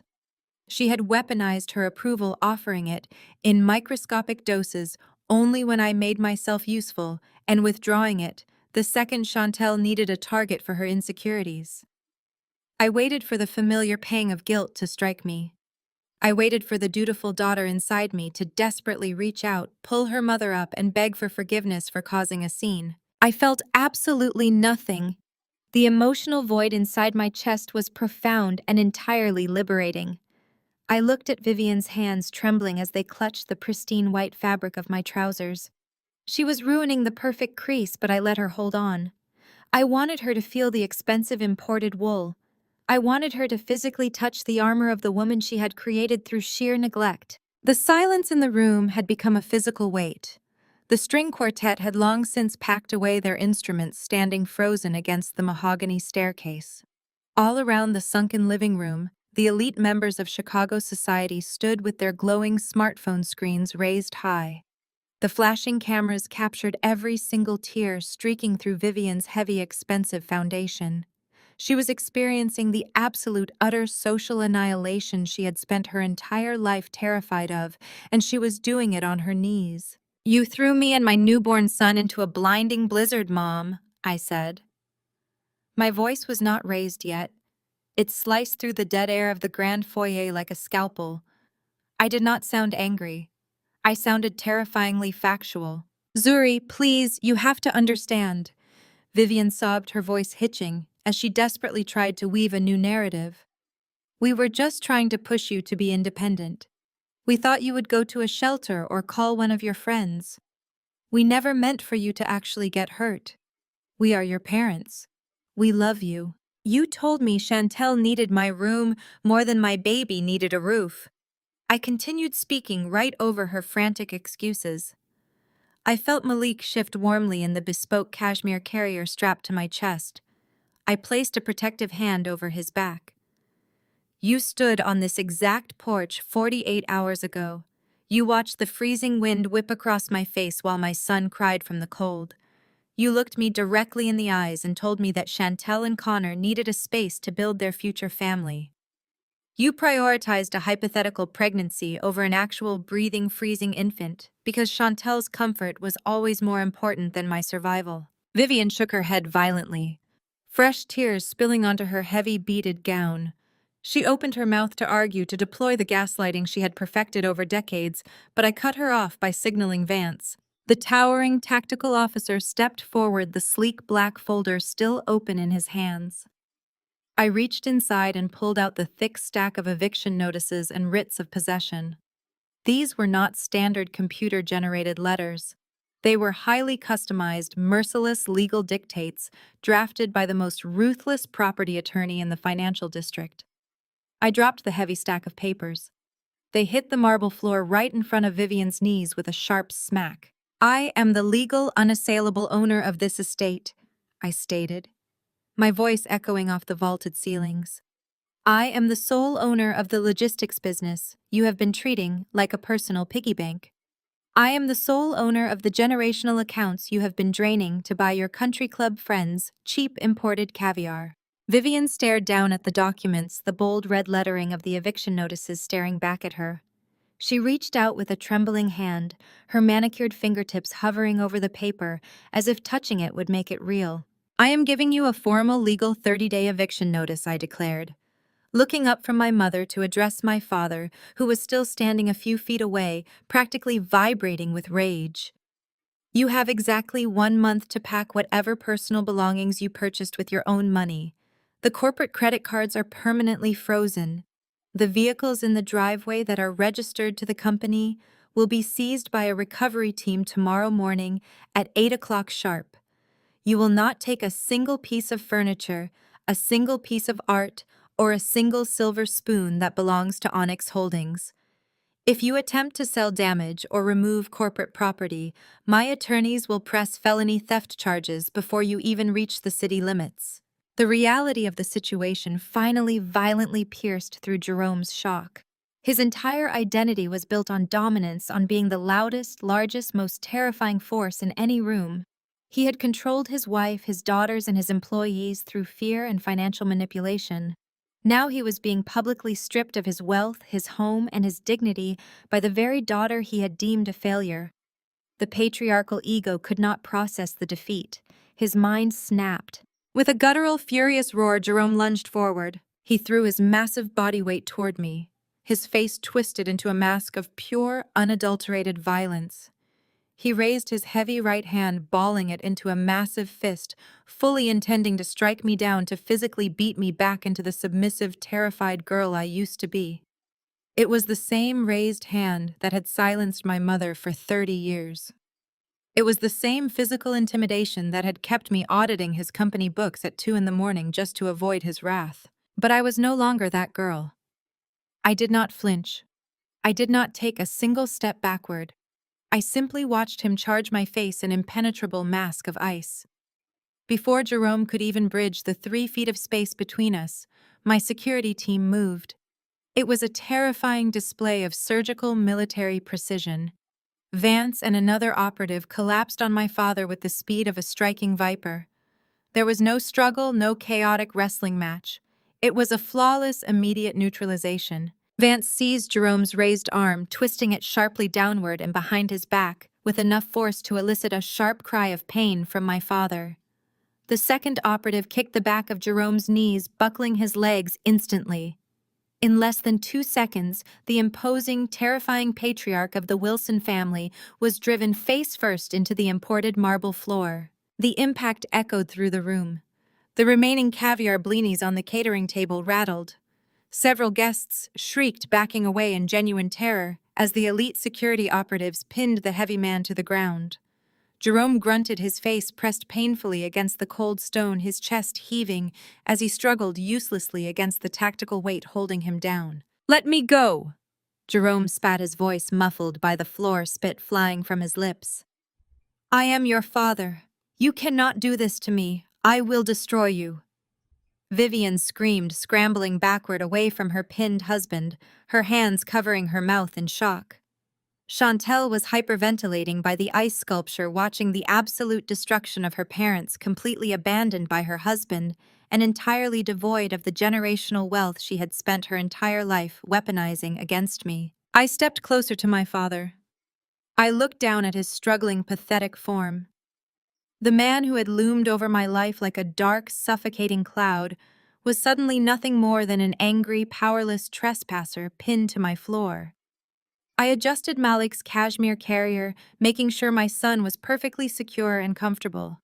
Then I looked from my father's red, furious face to my mother's sobbing, ruined expression. "That is 30 days more mercy than you gave Malik," I said, my voice dropping to a low, lethal whisper that sent a visible chill through the room. I straightened my posture, turning my back on my family entirely. I swept my gaze over the hundreds of terrified, whispering guests who were still clutching their smartphones. I offered them a sharp, brilliant, and utterly unforgiving smile. "The housewarming party is officially over," I announced, my voice ringing with absolute, unchallenged authority. "Everyone out." Vance gave a single sharp nod to his men. The tactical team immediately fanned out across the sprawling living room. Their movements were fluid, disciplined, and entirely devoid of the deferential, groveling tone these wealthy guests were accustomed to hearing from hired help. They moved with absolute military precision. "Ladies and gentlemen, this event is concluded," Vance's second-in-command announced. His voice was not a request. It was a physical boundary pushing the crowd backward toward the grand foyer. "The exit is behind you. Please proceed to the valet immediately." The panic was instant and palpable. Women in heavy designer gowns grabbed their expensive clutch purses, their heels slipping on the slick, imported marble, in their haste to flee the epicenter of the scandal. Men who had spent the last hour smoking cigars on the terrace and praising Jerome's business acumen suddenly could not get away from him fast enough. The whispers were a deafening collective hum. I caught fragments of their frantic gossip as they shuffled toward the grand mahogany doors. They were not looking at me with disdain or judgment. Their horrified glances were aimed squarely at Vivian, who was still weeping on the floor, and Jerome, who was struggling pointlessly against Vance's iron grip. Chicago high society was a vicious arena. They could tolerate a bad investment, a bankruptcy, or a corporate takeover. But the stark, undeniable revelation that Jerome and Vivian Wilson had forced a struggling mother and a freezing newborn infant into a lethal winter storm crossed a line of fundamental human decency that even this crowd could not stomach. The social annihilation was absolute. They were actively watching a dynasty implode, and nobody wanted to be caught in the blast radius. I stood near the sweeping staircase and watched my extended family scurry like rats fleeing a sinking ship.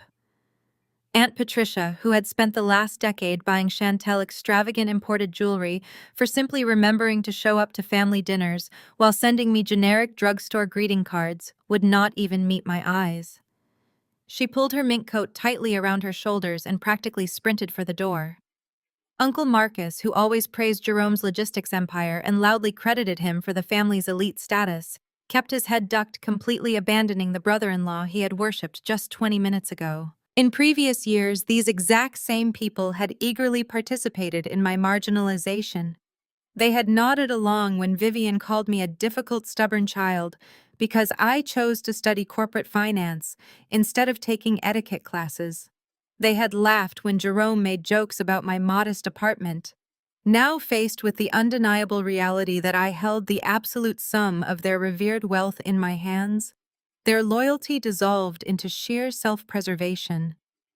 The pristine, untouchable facade of the Wilson family was permanently destroyed. Near the melting swan ice sculpture, the reality of the situation had finally crushed Chantel. She had collapsed onto a velvet settee, hyperventilating. Her chest heaved as she let out short, panicked gasps, her hands gripping the fabric of her expensive maternity gown. The heavy imported mascara was running down her cheeks in thick, dark streaks, ruining the meticulously curated aesthetic she had spent hours perfecting for her social media followers. She reached a trembling hand out into the empty air, desperately seeking the husband who had promised her a lifetime of effortless luxury. She needed someone to validate her, to tell her that this was just a massive misunderstanding and that her throne was still secure. Connor did not even look at her. He was standing near the grand entryway, his back completely turned to his weeping wife. His head was down, his thumb frantically swiping across the glowing screen of his smartphone. He was ordering an Uber. The loving, devoted partner act had evaporated the absolute second he realized he was married to a financial liability. He had abandoned his supposedly beloved wife at her own housewarming party, entirely unbothered by her panic attack. He did not care about her tears, and he certainly did not care about the hypothetical family they were supposedly planning to fund with my money. His free ride had officially been terminated, and he was executing a rapid, heartless extraction. When his ride notification chimed, Connor simply shoved his phone into the pocket of his velvet jacket. He walked out the front doors, stepping into the freezing Chicago air without a single backward glance at the woman he had just sworn his life to. Chantel let out a broken, guttural wail as she watched him leave, finally understanding that she was completely terrifyingly alone. The grand foyer was rapidly emptying, leaving only the scattered remnants of the catered feast and the echoing silence of a ruined empire. Jerome was still restrained by my security team, his face pressed uncomfortably close to the marble floor. His physical intimidation had failed completely. The brute force he had relied on to control his household was useless against highly trained professionals. So he resorted to the only weapon he thought he still possessed: his arrogant, misguided belief in his own superiority. "You think you have won?" Jerome bellowed, his voice raw and echoing off the vaulted ceilings. He strained against Vance's hold, his face a terrifying shade of crimson. "You think stealing a piece of paper makes you a chief executive officer? You know absolutely nothing about the logistics business. Zuri, it requires relationships. It requires aggressive operational command. You will ruin the company in 6 months without me. You have no idea how to run it." I walked slowly toward him, the sharp click of my stilettos measuring the distance. I did not raise my voice or mirror his frantic, desperate energy. I reached into the inner pocket of my blazer and pulled out my smartphone. I opened the encrypted financial portal, bringing up the master quarterly projection dashboard. The screen glowed with detailed analytics, profit margins, predictive growth charts, and the exact operational restructuring plans that I had personally engineered to save his failing accounts. I crouched down slightly, holding the glowing screen just inches from his furious red face. "I have been running the numbers for 3 years, Dad," I said, my voice dripping with cold, absolute certainty. "You were just the mascot." The 30-day eviction clock began ticking the second I walked out of those heavy oak doors, leaving my family to suffocate in the ruins of their shattered illusions. Returning to the pristine, quiet sanctuary of my penthouse felt like stepping into an entirely different universe. The air was calm, the climate control was perfectly regulated, and Malik was safely tucked into his crib, completely insulated from the toxic chaos I had just permanently detached us from. I poured myself a glass of sparkling water, sat by the floor-to-ceiling windows overlooking the freezing Chicago skyline, and waited for the desperate scramble to begin. I knew my father, and I knew he would not surrender his perceived kingdom without a chaotic, poorly executed fight. It did not take long. Over the next 2 weeks, the absolute desperation of Jerome Wilson became a daily source of grim entertainment. My personal cell phone, along with Attorney Marshall's office lines, were absolutely flooded with a relentless barrage of voicemails. Because I had successfully frozen every single corporate account and severed his access to the generational trust, Jerome could no longer afford the elite silver-tongued corporate sharks he used to employ to terrorize his competitors. The high-powered legal teams who required massive 6-figure retainers had immediately dropped him the second his payment methods bounced. Instead, Jerome was forced to scrape the absolute bottom of the legal barrel. He was hiring strip mall attorneys, the kind of desperate, aggressive ambulance chasers who advertised on late-night local television. Marshall and I would sit in his corner office, putting the voicemails on speakerphone while we reviewed Onyx Holdings' asset portfolios. The messages were entirely pathetic. These cheap lawyers tried to use aggressive, blustering tones, threatening to drag me into court for elder abuse, claiming undue influence over my grandfather, and promising to freeze my assets pending a massive fraud investigation. They threw around heavy legal jargon, attempting to intimidate me into a rapid, out-of-court settlement to give Jerome enough cash to maintain his lifestyle. It was a pathetic mirror image of how my father used to conduct business. I vividly remembered a time when a small family-owned trucking vendor had accidentally damaged a minor shipment of our cargo. Instead of negotiating a fair insurance payout, Jerome had unleashed our most expensive corporate lawyers to completely bury the vendor in frivolous lawsuits until they were forced to declare bankruptcy. He had laughed about it over a steak dinner, boasting that true power was crushing your obstacles until they could no longer afford to speak. Now he was the one who could not afford to speak, reduced to leaving empty, frantic threats on my voicemail. Marshall did not even bother returning their calls. He simply forwarded the recordings to our harassment file and continued preparing for the official transition of power. While Jerome was flailing in the legal trenches, Chantel decided to wage her war in the only arena she actually understood.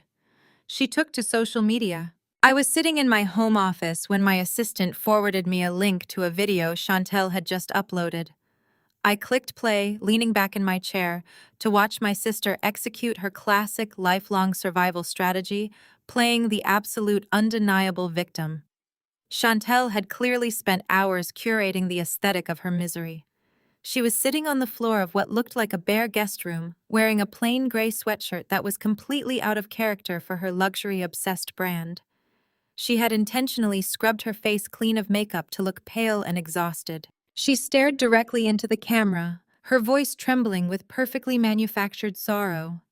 She spun a wildly fabricated tale about a bitter, deeply jealous older sister who had manipulated a dying grandfather into signing over the family home. She claimed I had forged documents, hijacked the family business, and was now actively trying to throw her, a supposedly expectant mother, out onto the freezing streets out of pure malicious spite. She sobbed, wiping away non-existent tears, begging her followers for help to fight this terrible injustice. Beneath the video was a link to a GoFundMe campaign she had hastily set up. She set the goal at a staggering $200,000, calling it an emergency legal defense and survival fund. It was an impressive performance reminiscent of the time she crashed Vivian's brand new luxury SUV into a parked car during her senior year of high school.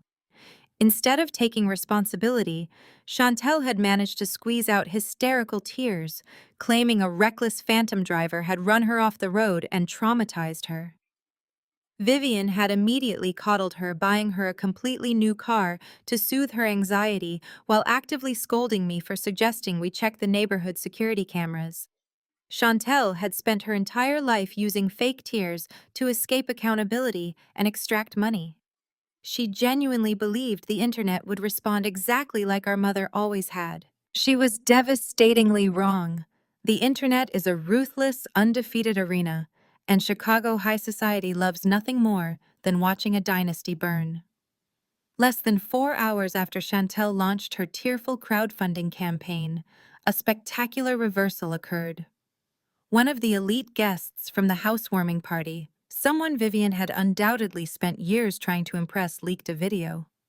It was raw, unedited, high-definition footage captured from the sweeping mahogany staircase of the estate. The video started right at the climax of the party. It clearly showed the towering imported swan ice sculpture, the massive caviar bar, and the extravagant floral arrangements. It captured the exact moment Connor realized the money was gone.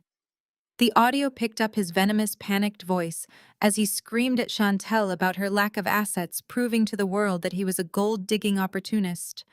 It showed the brutal reality of him yanking his arm away from his weeping wife and fleeing the house to save himself. But the most damning part of the leaked footage was my clear, ringing voice carrying over the crowd. The entire internet heard me state with cold, factual precision that my mother had prioritized a hypothetical pregnancy over a newborn baby, throwing me into a blizzard because Chantel wanted my bedroom. The backlash was instant, catastrophic, and entirely merciless. The leaked video went viral, spreading across every major social platform like wildfire. Users began stitching Chantel's bare-faced crying video right next to the leaked footage of her standing next to a $50,000 catering spread in a designer maternity gown. The comments section of her GoFundMe turned into an absolute slaughterhouse. People relentlessly mocked her for begging for $200,000 while literally standing in front of an imported caviar basin. They tore Connor apart for his cowardly exit, and they ripped into Vivian for her staggering cruelty toward an infant. The facade of the perfect, wealthy, enviable Wilson family was digitally incinerated in an afternoon. By the time the sun set, Chantel's carefully built influencer brand was dead. Brands she had sponsored began issuing statements distancing themselves from her. Thousands of followers evaporated by the hour, and the final beautiful twist of the knife came when the crowdfunding platform officially flagged her campaign. After receiving thousands of reports citing fraudulent claims and deceptive fundraising practices, the platform permanently shut down her GoFundMe, freezing the meager few $100s she had managed to collect from oblivious strangers. They had tried to smear my name, and in doing so they had handed the world the exact ammunition needed to destroy them. The days ticked by, bringing us to day 23. There was exactly 1 week left on the formal eviction notice. I had fully transitioned into my role, spending my days at the sleek, towering glass headquarters of Onyx Holdings in the heart of the financial district. I had spent the morning in the executive boardroom realigning the logistics company's operational budget and slashing the bloated, unnecessary executive salaries Jerome had assigned to his drinking buddies. I was stepping out of the private executive elevator into the grand minimalist marble lobby of the corporate building, reviewing a contract on my tablet when I heard the commotion. My security protocols for the building were strict. No one made it past the front desk without a verified appointment and a scanned ID. But Vivian had spent 38 years weaponizing her status as a distressed mother. I looked up to see her bypassing the heavy security turnstiles, tears streaming down her face as she clutched the arm of a visibly uncomfortable security guard. She had clearly bypassed the perimeter by staging a hysterical, hyperventilating panic attack, loudly claiming a life-or-death family medical emergency that required her to see the CEO immediately. I stopped in the center of the lobby, my tailored charcoal suit cutting a sharp silhouette against the white marble. I handed my tablet to my executive assistant without looking away from the scene unfolding near the glass doors. Vivian spotted me. She shoved the bewildered security guard aside and rushed across the lobby, her heels echoing frantically.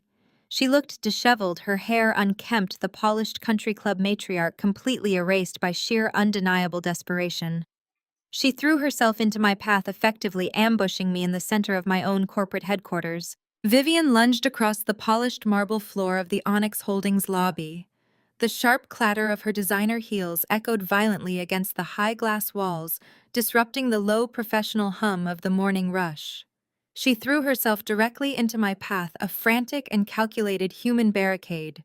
This was my corporate headquarters, the towering epicenter of my newfound absolute authority, and she had staged an ambush meant to strip me of that power in front of my own employees. She looked entirely disheveled. Her normally immaculate hair was windblown and erratic. The heavy cashmere coat she wore was thrown on hastily over wrinkled clothes. The pristine country club matriarch who had dictated my worth for 3 decades was completely gone, replaced by a desperate woman clinging to the only weapon she had left. She reached out with trembling hands, her fingers hooking into the sleeves of my tailored charcoal suit. I did not flinch, nor did I step back. I simply looked down at her hands, observing the sheer panic radiating from her grip. Around us, the vast lobby ground to an absolute halt. Junior analysts, senior executives, and visiting clients stopped in their tracks. Dozens of pairs of eyes locked onto the spectacle unfolding by the security turnstiles. Vivian knew exactly what she was doing. She was playing to the audience, weaponizing the inherent societal sympathy granted to a weeping mother. "Zuri, please!" Vivian wailed, her voice cracking with a perfectly manufactured agonizing pitch. Her tears flowed freely, leaving dark tracks of expensive mascara down her pale cheeks. "You have to stop this. I am your mother. You are tearing this family apart." The performance was a masterclass in emotional manipulation. She dropped to her knees, allowing the heavy fabric of her coat to pool around her on the cold stone. She clutched at my arms, looking up at me with wide, devastated eyes. To the uninformed observers standing in the lobby, I looked like a heartless corporate tyrant torturing a fragile, loving parent. Vivian was banking on that exact perception.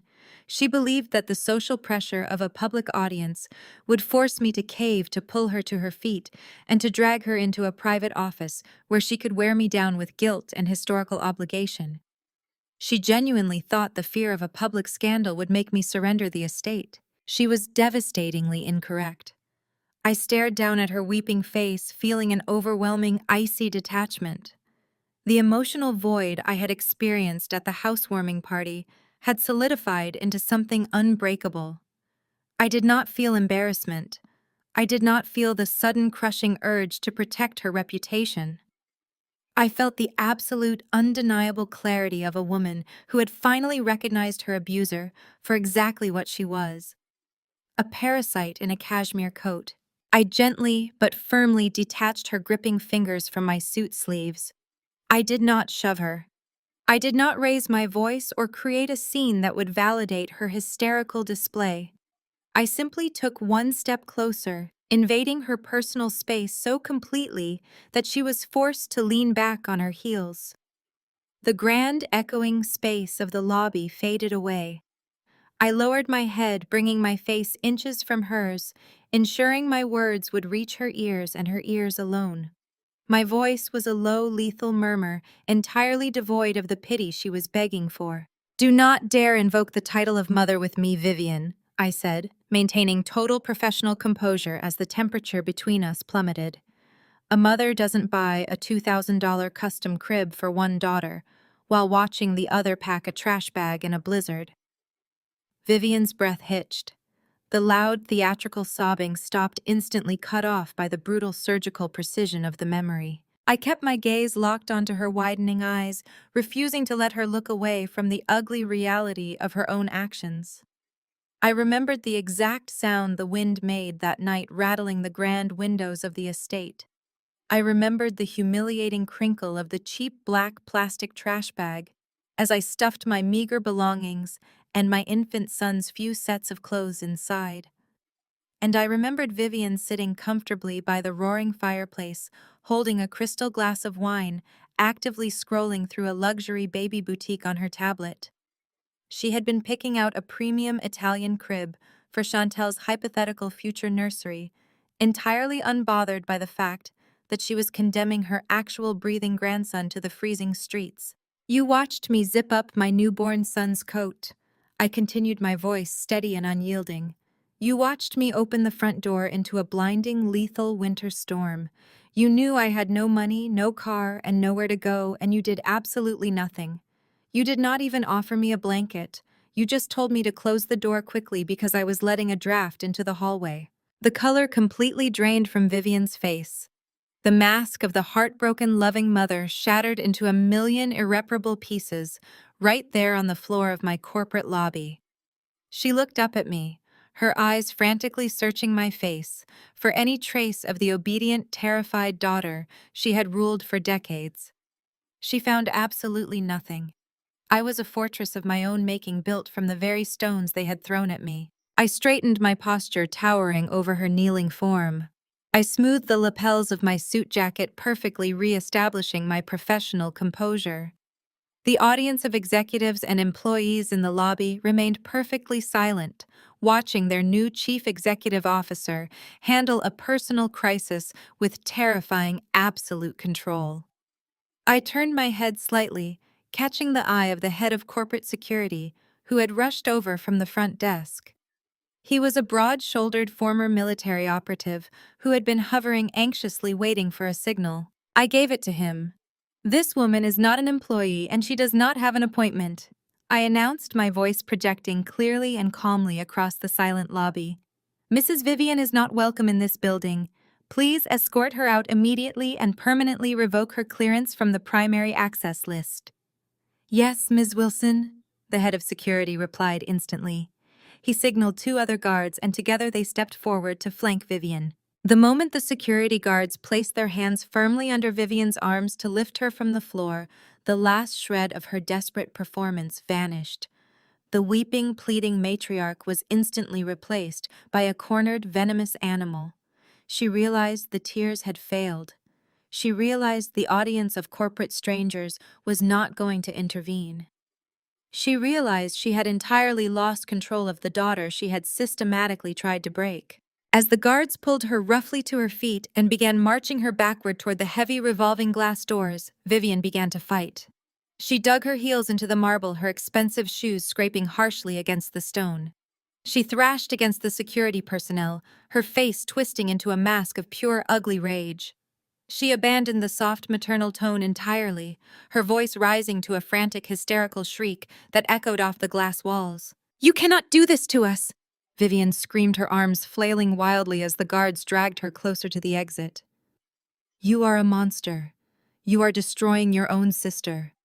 Connor filed for divorce. Do you hear me? He filed the papers this morning. He emptied their joint accounts and left her with absolutely nothing." The words tore through the lobby, a desperate final attempt to inflict guilt. Vivian was using Chantel's sudden spectacular downfall as a weapon, hoping the news of my sister's ruined marriage would somehow break my resolve. The viral leak of the housewarming party video had done its job flawlessly. Connor had seen the unedited footage of Chantel's lies exposed, realized she was an absolute financial dead end, and executed his exit strategy with ruthless speed. Vivian dug her heels in one last time, right before the glass doors screaming over the broad shoulders of the security guards as they hauled her out. Chantel has nowhere to go. Vivian shrieked, her voice cracking with sheer panic. The bank is foreclosing on their cars. If you execute that eviction notice and kick us out of the estate, her baby will be homeless. You will be making your own niece or nephew homeless. The entire lobby held its collective breath. Dozens of people watched me, waiting to see if the threat of a homeless pregnant sister would finally crack the impenetrable armor I wore. I stood in the exact center of the vast, echoing room. I looked directly at the frantic, screaming woman who had watched me freeze without batting an eye. I did not blink. I did not shift my weight. I did not offer her a single fraction of a millimeter of mercy. She better start packing then. The 30th day dawned bitterly cold, a fitting atmospheric backdrop for the final systematic dismantling of Jerome Wilson's fabricated empire. I did not take the Maybach this time. I arrived at the estate in a sharp, understated black SUV, trailing directly behind two marked county sheriff's cruisers. The flashing red and blue lights painted the snow-banked streets of the upscale neighborhood, aggressively drawing the eyes of every nosy neighbor who had ever attended one of Vivian's pretentious catered garden parties. I stepped out onto the driveway, my breath pluming in the freezing air, and took in the absolute, undeniable devastation of my family's forced exodus. The pristine, meticulously manicured front lawn was an absolute disaster zone. Without access to Grandpa Silas's generational wealth or the corporate accounts, I had permanently frozen. The illusion of limitless luxury had completely vanished. They could not afford the premium white-glove moving services they were so accustomed to utilizing. Instead, the frozen grass was littered with cheap, flimsy cardboard boxes, several of which were already splitting at the seams, spilling imported silk sheets, expensive porcelain dishware, and designer shoes directly onto the icy ground. Jerome was standing near the open back of a battered, rented U-Haul van. The man who had spent the last decade boasting about his unparalleled logistics empire and iron-fisted corporate control was now physically hauling his own garbage. He was sweating profusely despite the freezing temperature, his face flushed a mottled, unhealthy red as he furiously shoved armfuls of custom-tailored designer suits into the dirty cargo bay. The sharp contrast between his aggressive, domineering persona and the pathetic reality of his current manual labor was staggering. When he heard the heavy crunch of my boots on the driveway, Jerome froze. He slowly turned his head, his heavy chest heaving. His eyes darted from my perfectly tailored winter coat to the two uniformed sheriff's deputies stepping out of their cruisers, their hands resting casually near their duty belts. Jerome's jaw clenched so tightly I thought his teeth might shatter. He wanted to scream. He wanted to charge at me just like he had at the housewarming party. But the presence of actual armed law enforcement entirely neutralized his physical intimidation. Stripped of his money and his ability to inflict violence, he was nothing.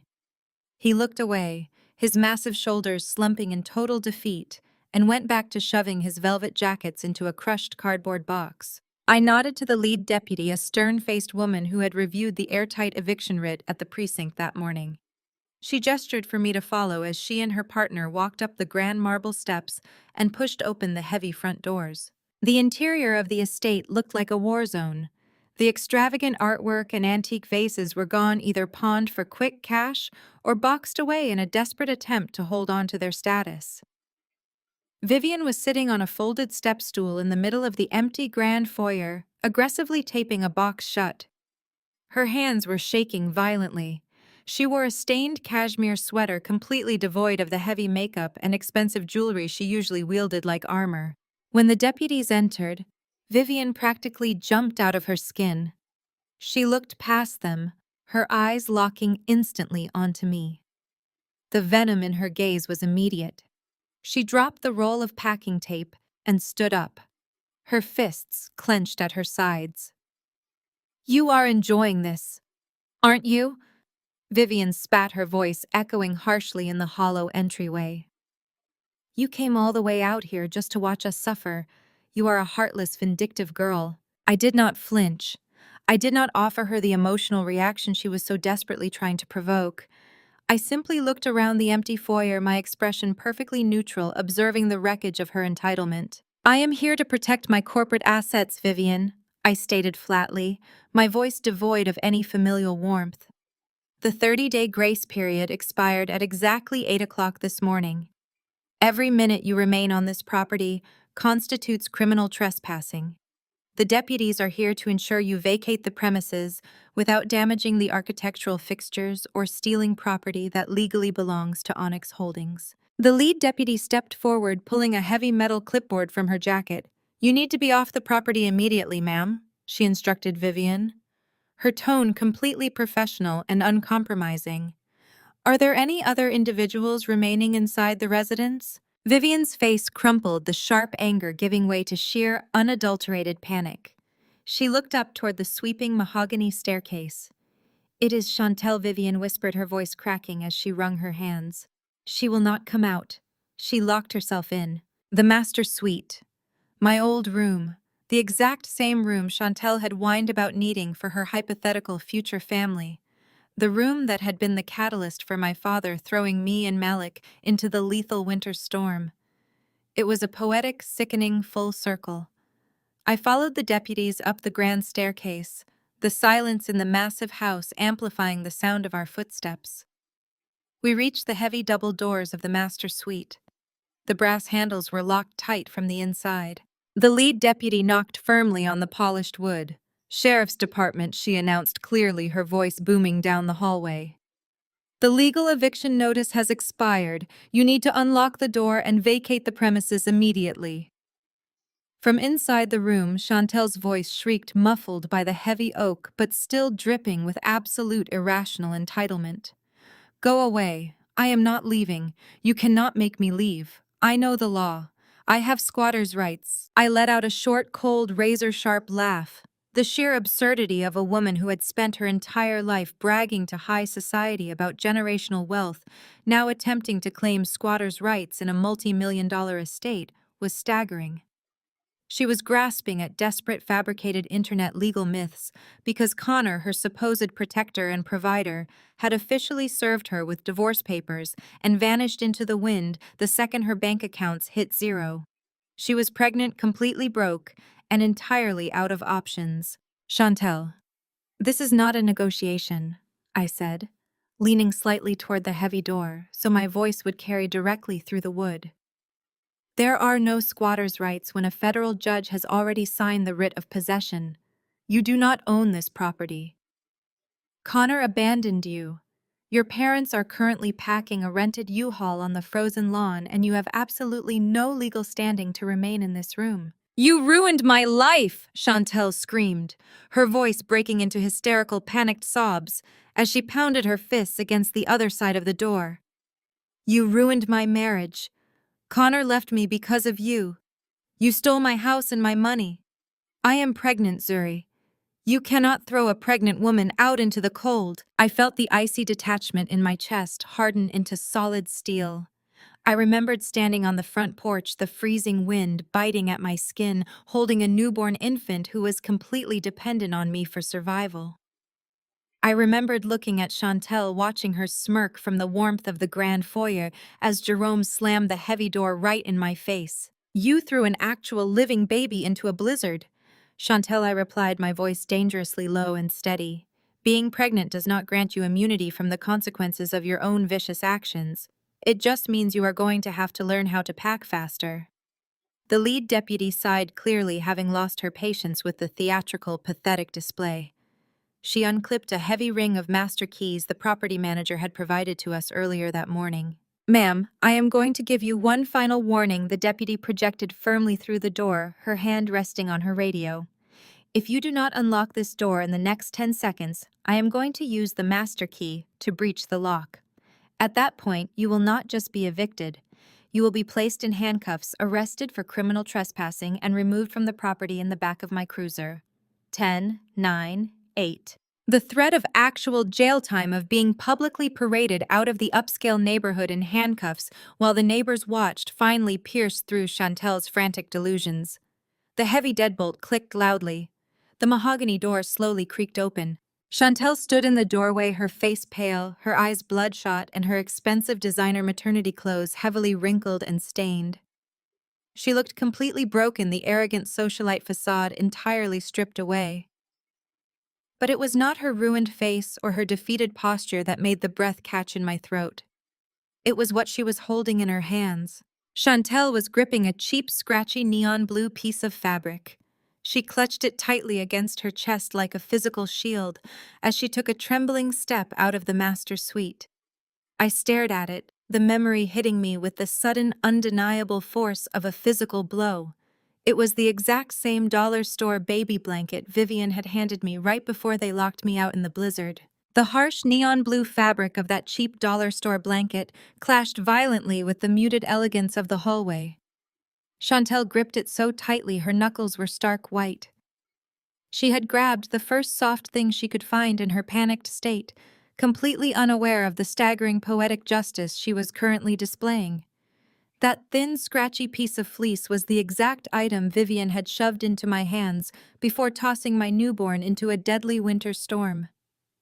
Now it was the only comfort my sister had left in the world. The lead deputy took a step back, gesturing toward the grand staircase. Chantel did not say a word.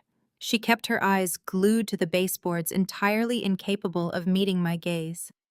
Her golden child status had completely evaporated, leaving behind a terrified, utterly dependent woman who had just realized she possessed absolutely zero survival skills.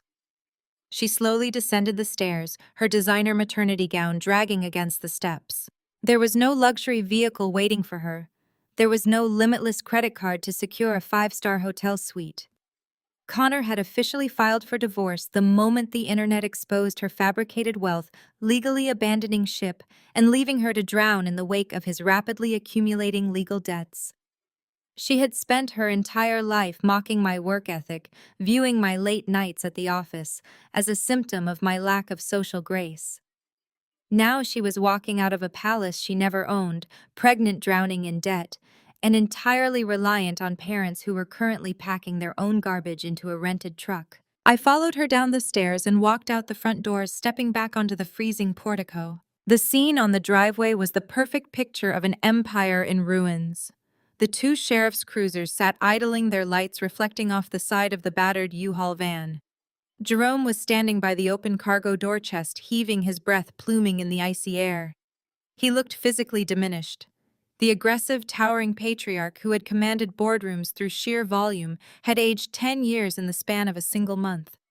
The stress of losing his company, his social standing, and his stolen wealth had carved deep, permanent lines into his face. He watched Chantel shuffle silently past him and climb into the passenger seat of the cab, clutching the neon blanket to her chest. Vivian was already sitting in the middle seat, staring blankly ahead, completely catatonic. Jerome slammed the heavy metal door of the cargo bay. He turned to face me. He knew it was the end, but his massive ego demanded one final desperate attempt to assert control. He adjusted his jacket, trying to pull his shoulders back into their familiar, imposing posture. "You will regret this," Zuri. Jerome sneered, his voice bitter and ragged. He pointed a thick finger at me, trying to muster a shred of his old authority. "You can take the house. You can take the company. But when you are sitting in this massive place all by yourself with nothing but your money to keep you warm, you will realize that family is everything. You will realize you have absolutely nothing without us." I stood on the top step of the portico.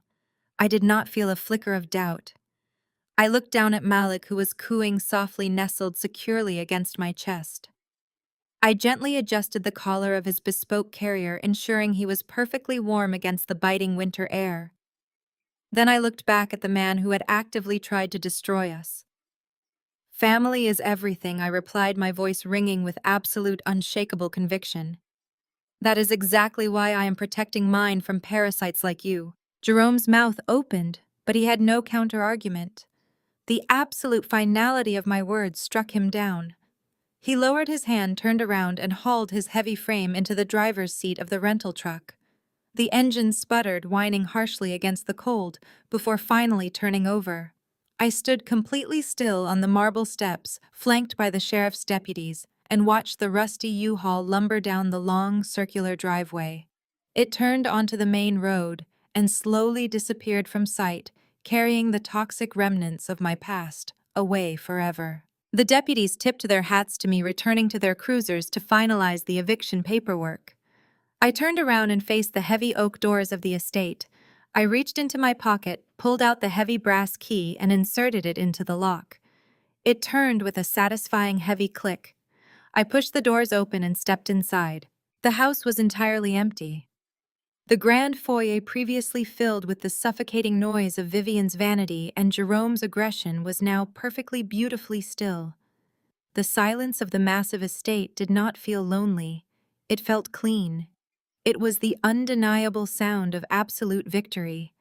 6 months later, the brutal Chicago winter had completely thawed, replaced by brilliant golden summer sunlight. I was sitting in the newly renovated sunroom at the back of the estate.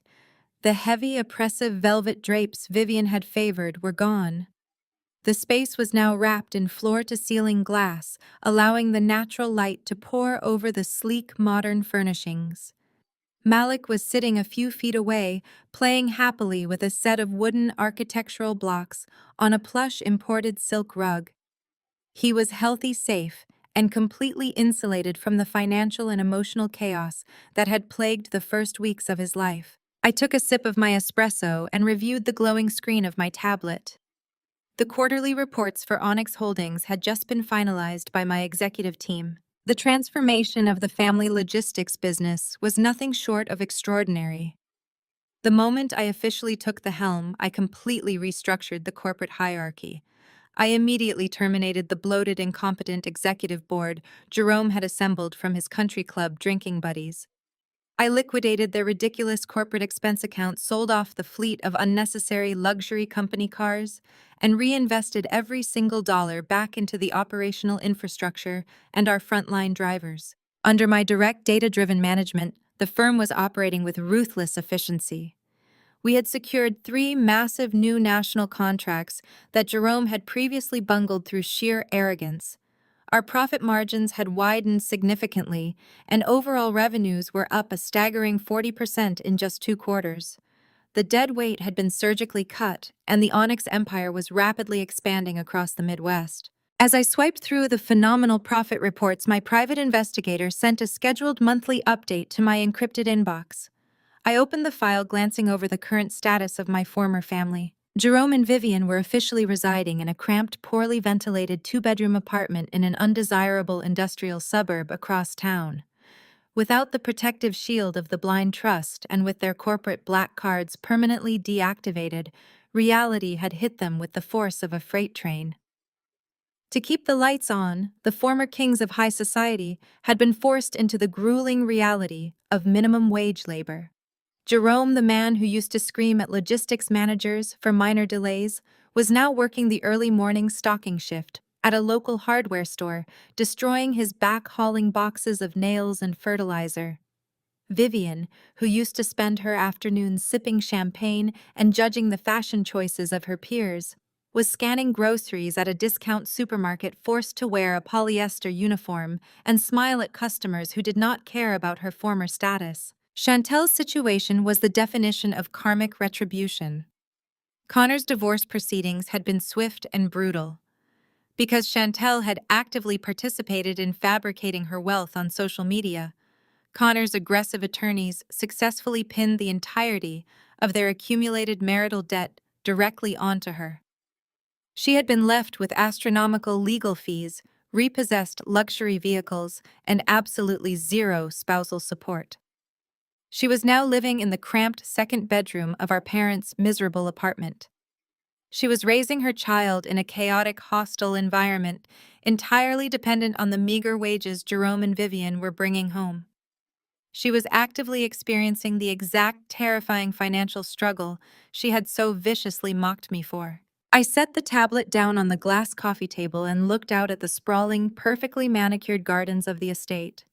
They had thrown me out into the blinding cold, fully expecting me to freeze to death. They had looked at my quiet dedication and mistaken it for submissiveness. They had thought my silence was weakness, and my independence was a fundamental flaw to be punished. They had confidently assumed they held all the power simply because they were the loudest voices in the room. They did not realize that the blizzard they threw me into did not break me. It forged me. The cold did not slow my mind. It sharpened my focus into a lethal, undeniable weapon. They thought the storm would be my end, but they were wrong.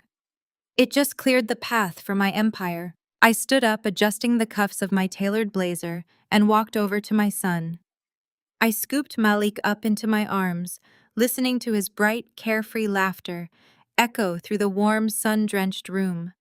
I had built a fortress, secured a legacy, and protected the only family that actually mattered. The Wilson dynasty was dead, buried under the weight of its own greed. The Onyx Empire had officially risen. The ultimate lesson from this journey is that your worth is never defined by those who are committed to breaking you.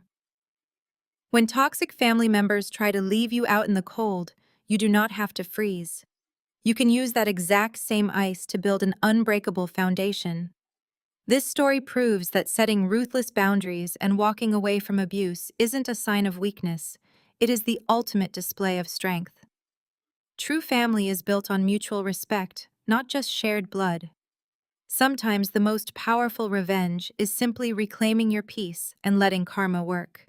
If this story of reclaiming your power and walking away from a toxic family resonated with you, please share your own victorious experiences in the comments below and hit that subscribe button for more empowering journeys. The ultimate lesson from this journey is that your worth is never defined by those who are committed to breaking you.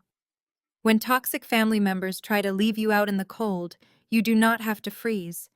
You can use that exact same ice to build an unbreakable foundation. This story proves that setting ruthless boundaries and walking away from abuse isn't a sign of weakness. It is the ultimate display of strength. True family is built on mutual respect, not just shared blood. Sometimes the most powerful revenge is simply reclaiming your peace and letting karma work. If this story of reclaiming your power and walking away from a toxic family resonated with you, please share your own victorious experiences in the comments below and hit that subscribe button for more empowering journeys.